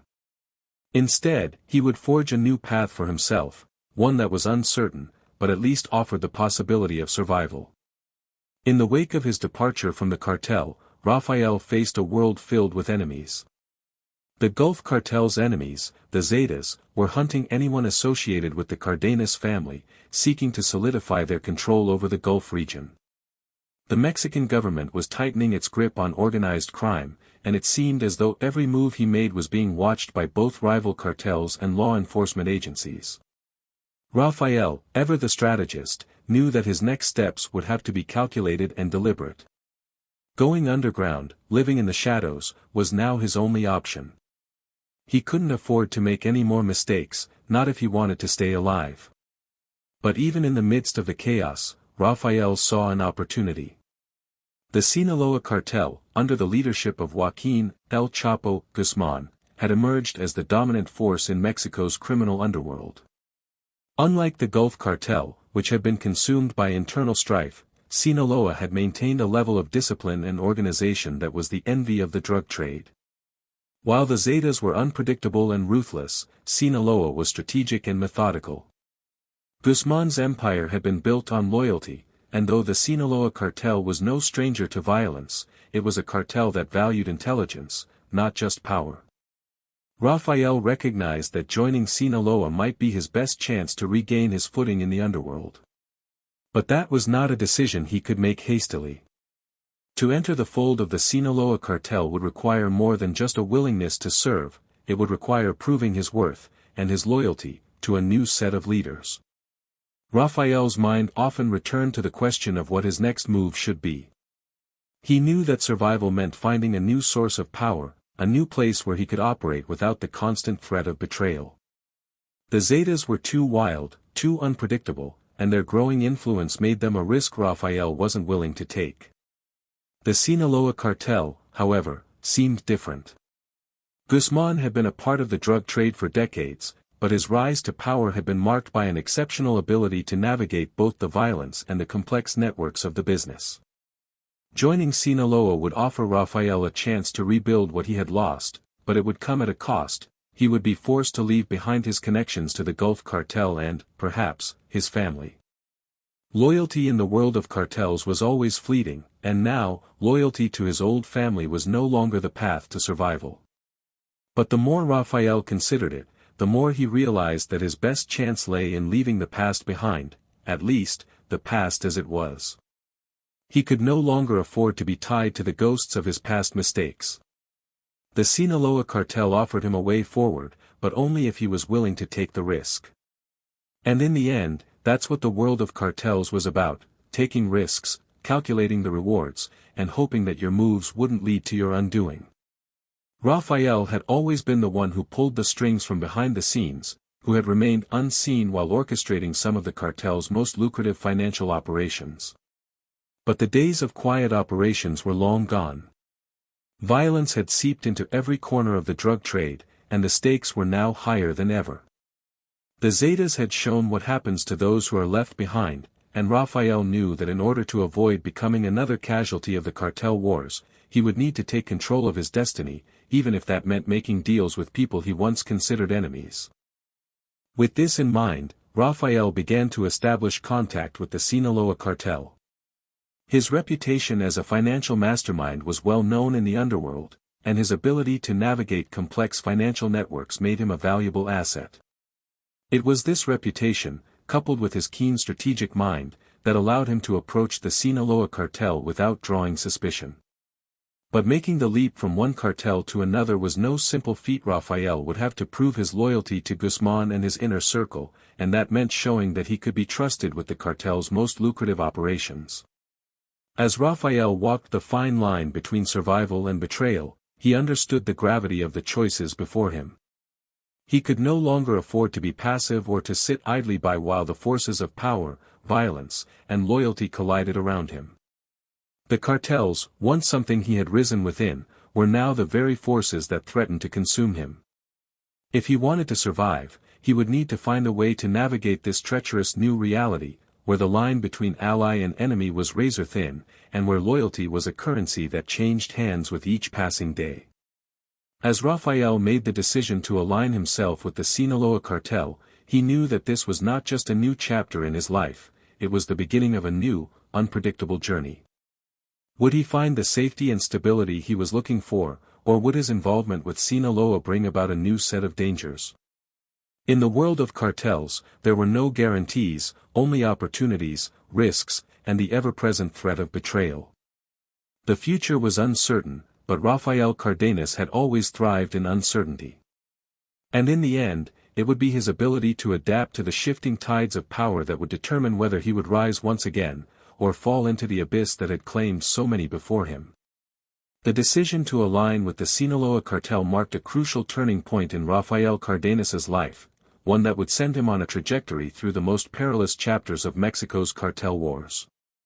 The transition wasn't just a tactical move, it was a step into the lion's den. Rafael knew that by joining forces with Joaquin El Chapo Guzman's empire, he was walking into an intricate web of power dynamics, loyalty, and violent ambition. The Sinaloa cartel was different from the Gulf cartel in many ways, more disciplined, more structured, but just as deadly. It was an organization built on trust and strategic alliances, but in a world where loyalty was constantly tested, Rafael understood that even the most reliable allies could turn on you in the blink of an eye. At first, Rafael's entry into the Sinaloa cartel seemed like a natural progression. His reputation as the financial mastermind behind the Gulf cartel's operations was well known. He had been instrumental in laundering millions, orchestrating intricate financial schemes, and ensuring that the money kept flowing, even as the cartel's violence escalated. His skill set was rare in the world of cartels, where brute force often trumped intelligence. But in the case of Sinaloa, Guzman had built his empire on a blend of both, ruthless enforcement and sharp strategy. Rafael's expertise in managing finances was something the Sinaloa cartel could use, and it was this skill that allowed him to carve out a place for himself in the organization. Still, this wasn't an open invitation. For Rafael to prove his worth, he would have to work his way up the ranks, gaining the trust of the cartel's most powerful figures. In those first few months of working with Sinaloa, Rafael kept a low profile. He knew how precarious his position was. Even though his reputation preceded him, he was still seen as an outsider by many in the organization. The Sinaloa cartel had its own set of rules, its own family dynamic, and Rafael was just another cog in the machine, at least, for now. Guzman had built a network of loyal soldiers, lieutenants, and operatives, each one more embedded in the cartel's culture than the next. To rise through the ranks meant showing not only competency but also allegiance. Trust was not given easily. In a world where betrayal was always looming, proving loyalty was perhaps the hardest currency to acquire. Despite his low profile, Rafael's skills quickly made an impression. He was tasked with coordinating shipments, handling some of the more sensitive financial operations, and facilitating international transactions. His ability to keep a low profile while ensuring that money flowed smoothly was exactly what Sinaloa needed. But as Rafael began to move through the ranks, he realized that the world of Sinaloa was not one of calm, careful planning. It was a world of constant violence, shifting alliances, and a deadly game of power. Rafael's life, which had once been defined by his meticulous financial planning, now found itself at the mercy of the cartel's brutal enforcement methods. Violence was no longer something he watched from the sidelines, it was a tool of power, a means to an end. The stakes were higher, the risks greater. One of the first signs of the cartel's raw power came when Rafael was called in to assist in handling a situation with a rival cartel that had been encroaching on Sinaloa's territory. Rafael had always preferred to keep his dealings behind closed doors, away from the violence that often defined cartel conflicts. But Sinaloa was different. Guzman was known for his ability to strike swiftly and decisively, and now, Rafael was about to witness this firsthand. The Zetas had been moving in on Sinaloa's operations in several regions, and a meeting was called to discuss how to handle the threat. Rafael attended the meeting, which was held in a secure, undisclosed location deep within the mountains of Sinaloa. As he arrived, he was greeted by some of Guzman's top lieutenants, men who had been with the cartel for decades. The atmosphere was tense. There was an unspoken understanding that this wasn't just a meeting about business, it was a matter of survival. The Zetas were a growing threat, and Sinaloa's leadership wasn't about to let them take over without a fight. As Rafael took his seat at the table, he could feel the weight of the decisions that were about to be made. Guzman's reputation for ruthlessness was well known, and he was a master at sending clear messages to anyone who dared challenge him. Rafael understood that if Sinaloa was going to maintain its dominance, it would need to send a message to the Zetas that could not be ignored. The plan that was laid out during the meeting was nothing short of brutal. A coordinated strike would be carried out against the Zetas, with the goal of crippling their operations in key areas. Rafael had always been removed from the violence of the cartel world, but now he was involved in its execution. He wasn't asked to pull the trigger, but his expertise in logistics and financial coordination made him an essential part of the operation. He helped ensure that the cartel's finances remained intact during the assault, ensuring that payments were made to various operatives, and that bribes were arranged to smooth over any potential fallout with local authorities. For the first time in his life, Rafael was immersed in the brutal reality of cartel warfare, and it wasn't something he could easily walk away from. The violence, the bloodshed, the chaos, it was now part of his world. The strike on the Zetas was swift and deadly. Within days, multiple Zeta safehouses were raided, and several key leaders were either captured or killed. The message was loud and clear: Sinaloa would not tolerate any challenges to its power. As the operation unfolded, Rafael realized that there was no turning back. The lines between business and violence were now completely blurred. His financial expertise, once used to launder money and fund the cartel's operations, was now an integral part of a much larger, much more violent machine. The cartel's ability to orchestrate such a large-scale attack spoke volumes about its reach and influence, and it solidified Rafael's place within the organization. But as he watched the bodies pile up, the blood spilled on the floors of cartel safehouses, a nagging doubt began to take root in his mind. Was this the life he had truly wanted? The Sinaloa cartel had given him the opportunity to rise again, but it had also dragged him deeper into a world of danger and violence. There was no room for hesitation in this world, and Rafael had learned that lesson quickly. The cartel's grip on power was absolute, and to survive, he would have to keep pace with its brutal ways. But as the weeks turned into months, Rafael found himself questioning whether his skills, once used for financial strategy and negotiation, could truly keep him safe in a world where the rules were written by blood. Would his rise within the Sinaloa cartel be enough to ensure his survival, or was he simply another player in a game where the stakes were far too high? The more Rafael navigated this new reality, the more he understood that the world of cartels was a place where you could never truly escape the consequences of your actions. Every decision had a ripple effect, and every step forward could bring you closer to your own downfall. In the cartel world, survival was about more than just power. It was about knowing when to strike and when to step back, when to align yourself with the right people and when to turn your back on those who would drag you down. And Rafael knew that in this brutal new reality, one misstep could cost him everything he had worked for. The game was no longer about money, it was about staying alive. In the quiet stretch of early summer, when the air along the southern Texas border grows heavy and warm, Rafael Cardenas felt the weight of an invisible pressure settling around him. For years he had maneuvered through danger with precision, always staying a step ahead of rivals and authorities alike. But by May of 2011, the balance had shifted. The violence in Tamaulipas was erupting in waves, unpredictable and consuming, and Rafael could sense the tremors moving closer to him. The death of his uncle, Tony Tormenta, had already fractured the Gulf cartel's internal harmony. The feud with Jorge Eduardo Costilla Sanchez was intensifying. Trusted allies were disappearing, switching allegiance, or simply vanishing into the chaos. It was a time when even the most powerful men found themselves looking over their shoulders. And in the calmness of his private thoughts, Rafael began to understand that remaining in Mexico could cost him everything. Crossing the border into the United States wasn't part of any grand plan. It was more of a quiet retreat, a search for temporary refuge while he reassessed the shifting landscape. He slipped into Texas the way a shadow moves across a wall, quietly, without announcement, leaving almost no trace.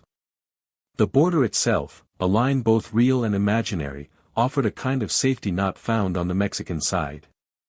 The small towns of the Rio Grande Valley, with their calm neighborhoods and slow, humid afternoons, felt strangely peaceful after the turmoil back home.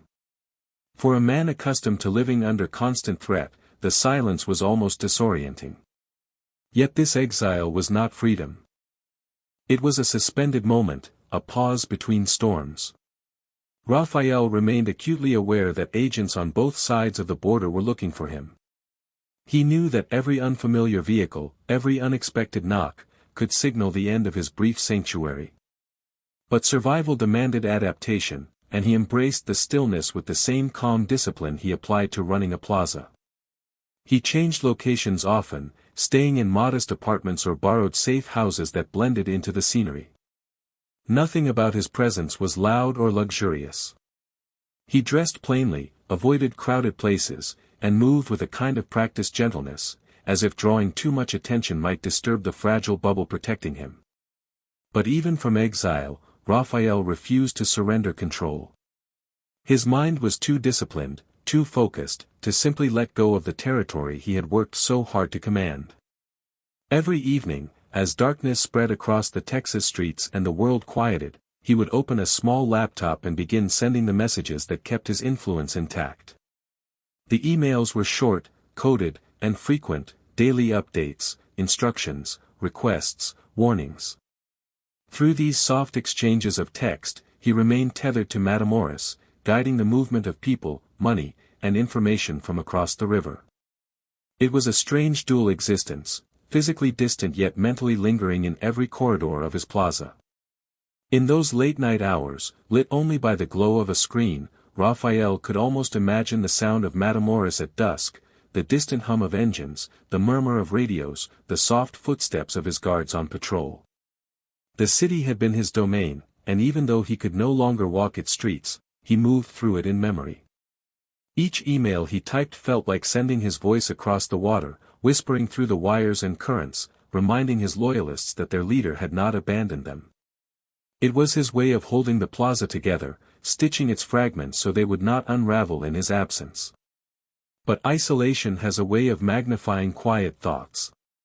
In the still corners of the rooms he occupied, Rafael sometimes reflected on the strange contrast between the life he led and the quiet he now experienced. For a man who once commanded hundreds of armed watchers, who managed rivers of money and controlled routes that stretched across continents, the simplicity of hiding felt surreal. Nights in Texas brought a different kind of tension, softer, slower, but persistent. He would sit near a window, watching wind bend the branches of trees, listening to the distant hum of passing cars.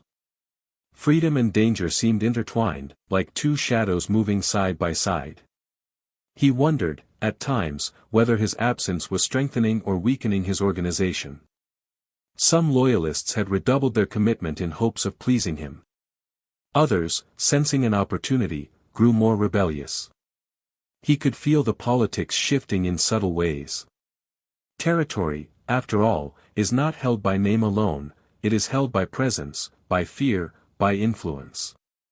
And presence was the one thing he could not provide from across the border. Still, he held on to confidence, an internal belief that his methods, his discipline, his reputation would keep the structure intact long enough for him to return. Yet the world outside his circle was closing in. Reports filtered back to him about investigations tightening, informants talking, agencies coordinating. Every passing day brought more risk that his location would be discovered. But fear did not dominate him.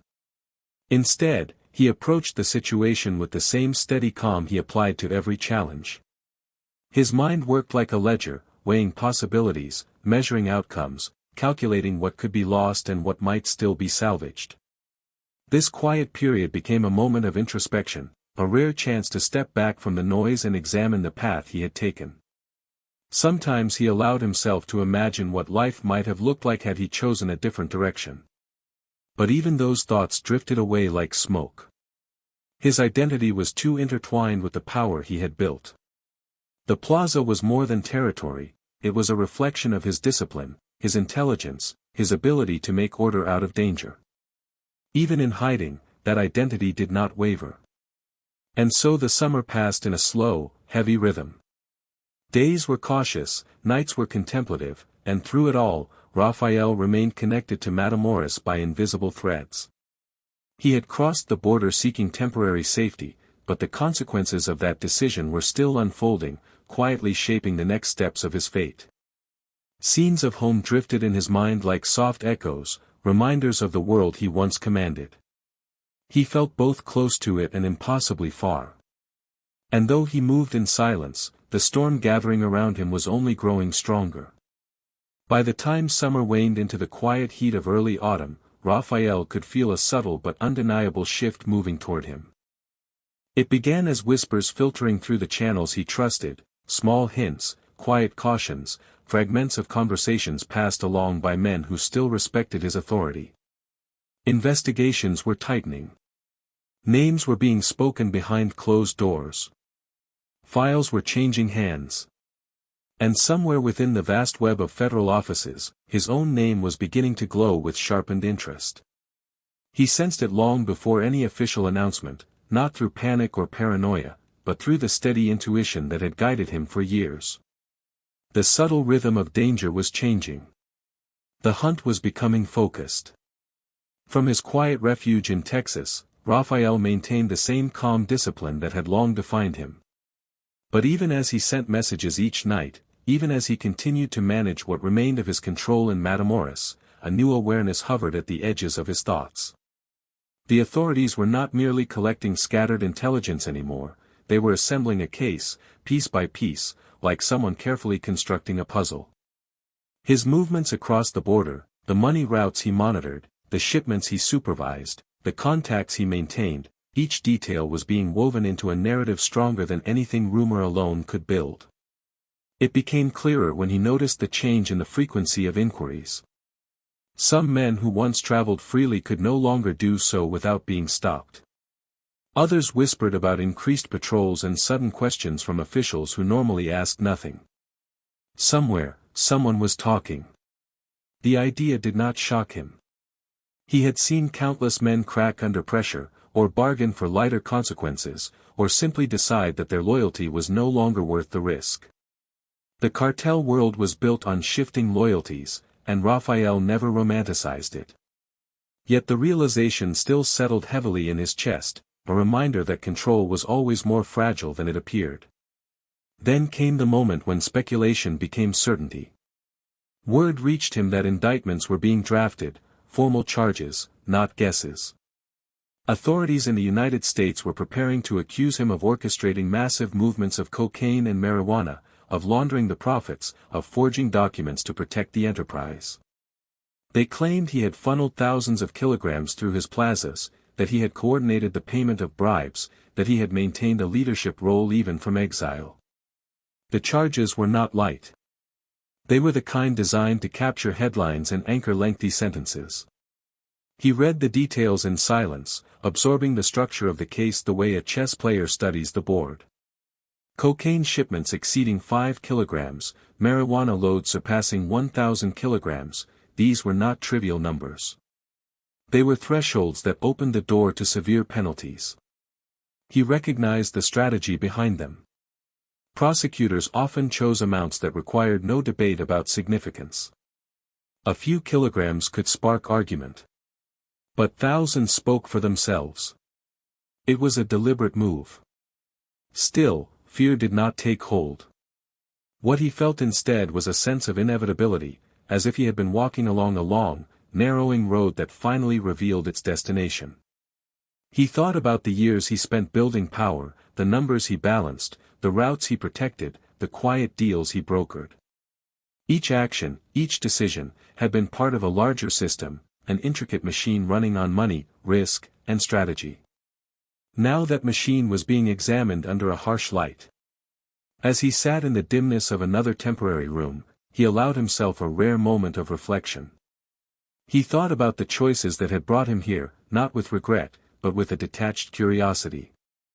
A man does not become the treasurer of a criminal empire without knowing that every gain carries its own shadow. And for Rafael, that shadow had finally begun stretching across the border toward him. But the tightening pressure brought another change as well, the behavior of those around him. Some associates grew distant. Others attempted to reassure him with confident words, though their eyes revealed uncertainty. Those who truly remained loyal spoke less, choosing silence over unnecessary promises. It was a familiar pattern. When danger rises, people reveal themselves. And the cartel world had always rewarded those who watched carefully and trusted selectively. Despite the growing danger, Rafael remained steady. His nature did not allow for panic. Instead, he analyzed the situation with the same quiet logic he had always used. He understood what indictments meant. Once announced, they were not easily undone. When authorities commit to such charges, they do so with evidence they believe to be solid: phone records, financial trails, testimony from informants. And if testimony was involved, it meant someone close enough had provided details. The thought was neither surprising nor emotional. Betrayal was part of the environment he had spent his life navigating. In the stillness of those nights, he sat at his laptop with a different kind of awareness. Each email he typed carried weight. Each instruction he sent back to his territory felt like a message written from the edge of a closing horizon. He continued to guide operations, but now with an unspoken acknowledgement that the balance was shifting beyond his control. Even as his mind stayed focused, he could sense a quiet countdown ticking beneath his decisions. The more information that reached him, the more he understood that the storm gathering around him was no longer merely a passing pressure. It was deliberate, organized, and advancing. The authorities were preparing not only to accuse him but to remove him completely from the game. And though he did not know the precise day or hour, he could feel the moment approaching like a slow tide, rising inch by inch, silent but unstoppable. Looking out at the quiet Texas streets, he found it strangely fitting. His life had been shaped by shadows, by silent calculations, discreet communications, and hidden influence. Now, in this foreign calm, another kind of shadow was stretching toward him. A shadow shaped not by rivals or gunfire, but by the steady machinery of law tightening its grip. And in the quiet of that realization, Rafael understood that his exile was no longer a pause. It was the beginning of his fall. Rafael's arrest in Port Isabel, Texas, in October 2011 marked the turning point of his criminal empire. After years of ruling the Matamoros Plaza and overseeing a vast smuggling network, he was finally cornered. Authorities had tracked him for months, piecing together evidence and intelligence from multiple sources. When the moment came, it was swift and decisive, a final curtain falling on a once untouchable figure. As he was led away in handcuffs, it wasn't just the man being captured, it was the collapse of a carefully crafted empire, built on secrecy, fear, and loyalty.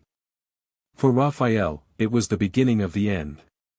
The courtroom was a quiet place of cold finality.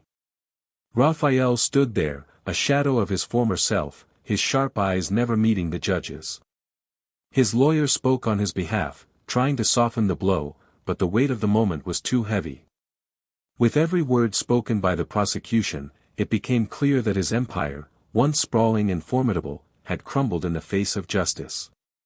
As the charges were laid bare, Rafael's calm exterior faltered just for a moment, a flicker of something deeper beneath the surface. But it was gone quickly, replaced by the stoic mask he had worn through his rise and fall. He had always known this day might come, but still, it hit him harder than he expected. The truth he had tried to avoid, the truth that would follow him for the rest of his life, had now been set in stone.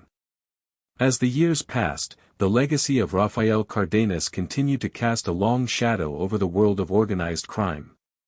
His role in the Gulf Cartel's operations had not only shaped the cartel's financial empire but also influenced the broader landscape of drug trafficking across the U.S.-Mexico border.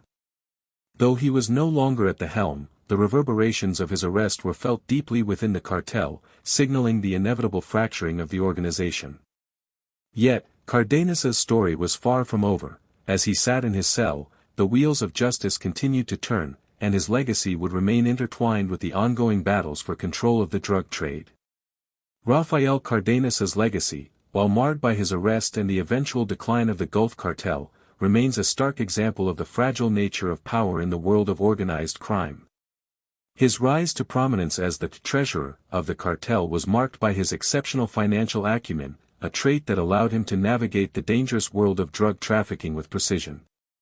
Yet, his downfall serves as a reminder of the ever-present danger of such a lifestyle, where alliances are fleeting, and trust is often betrayed. Even the most strategic and careful figures, like Cardenas, eventually face the consequences of their actions. Though his empire crumbled after his arrest, his story remains a cautionary tale of ambition, loyalty, and the cost of crossing the line between the criminal world and the law.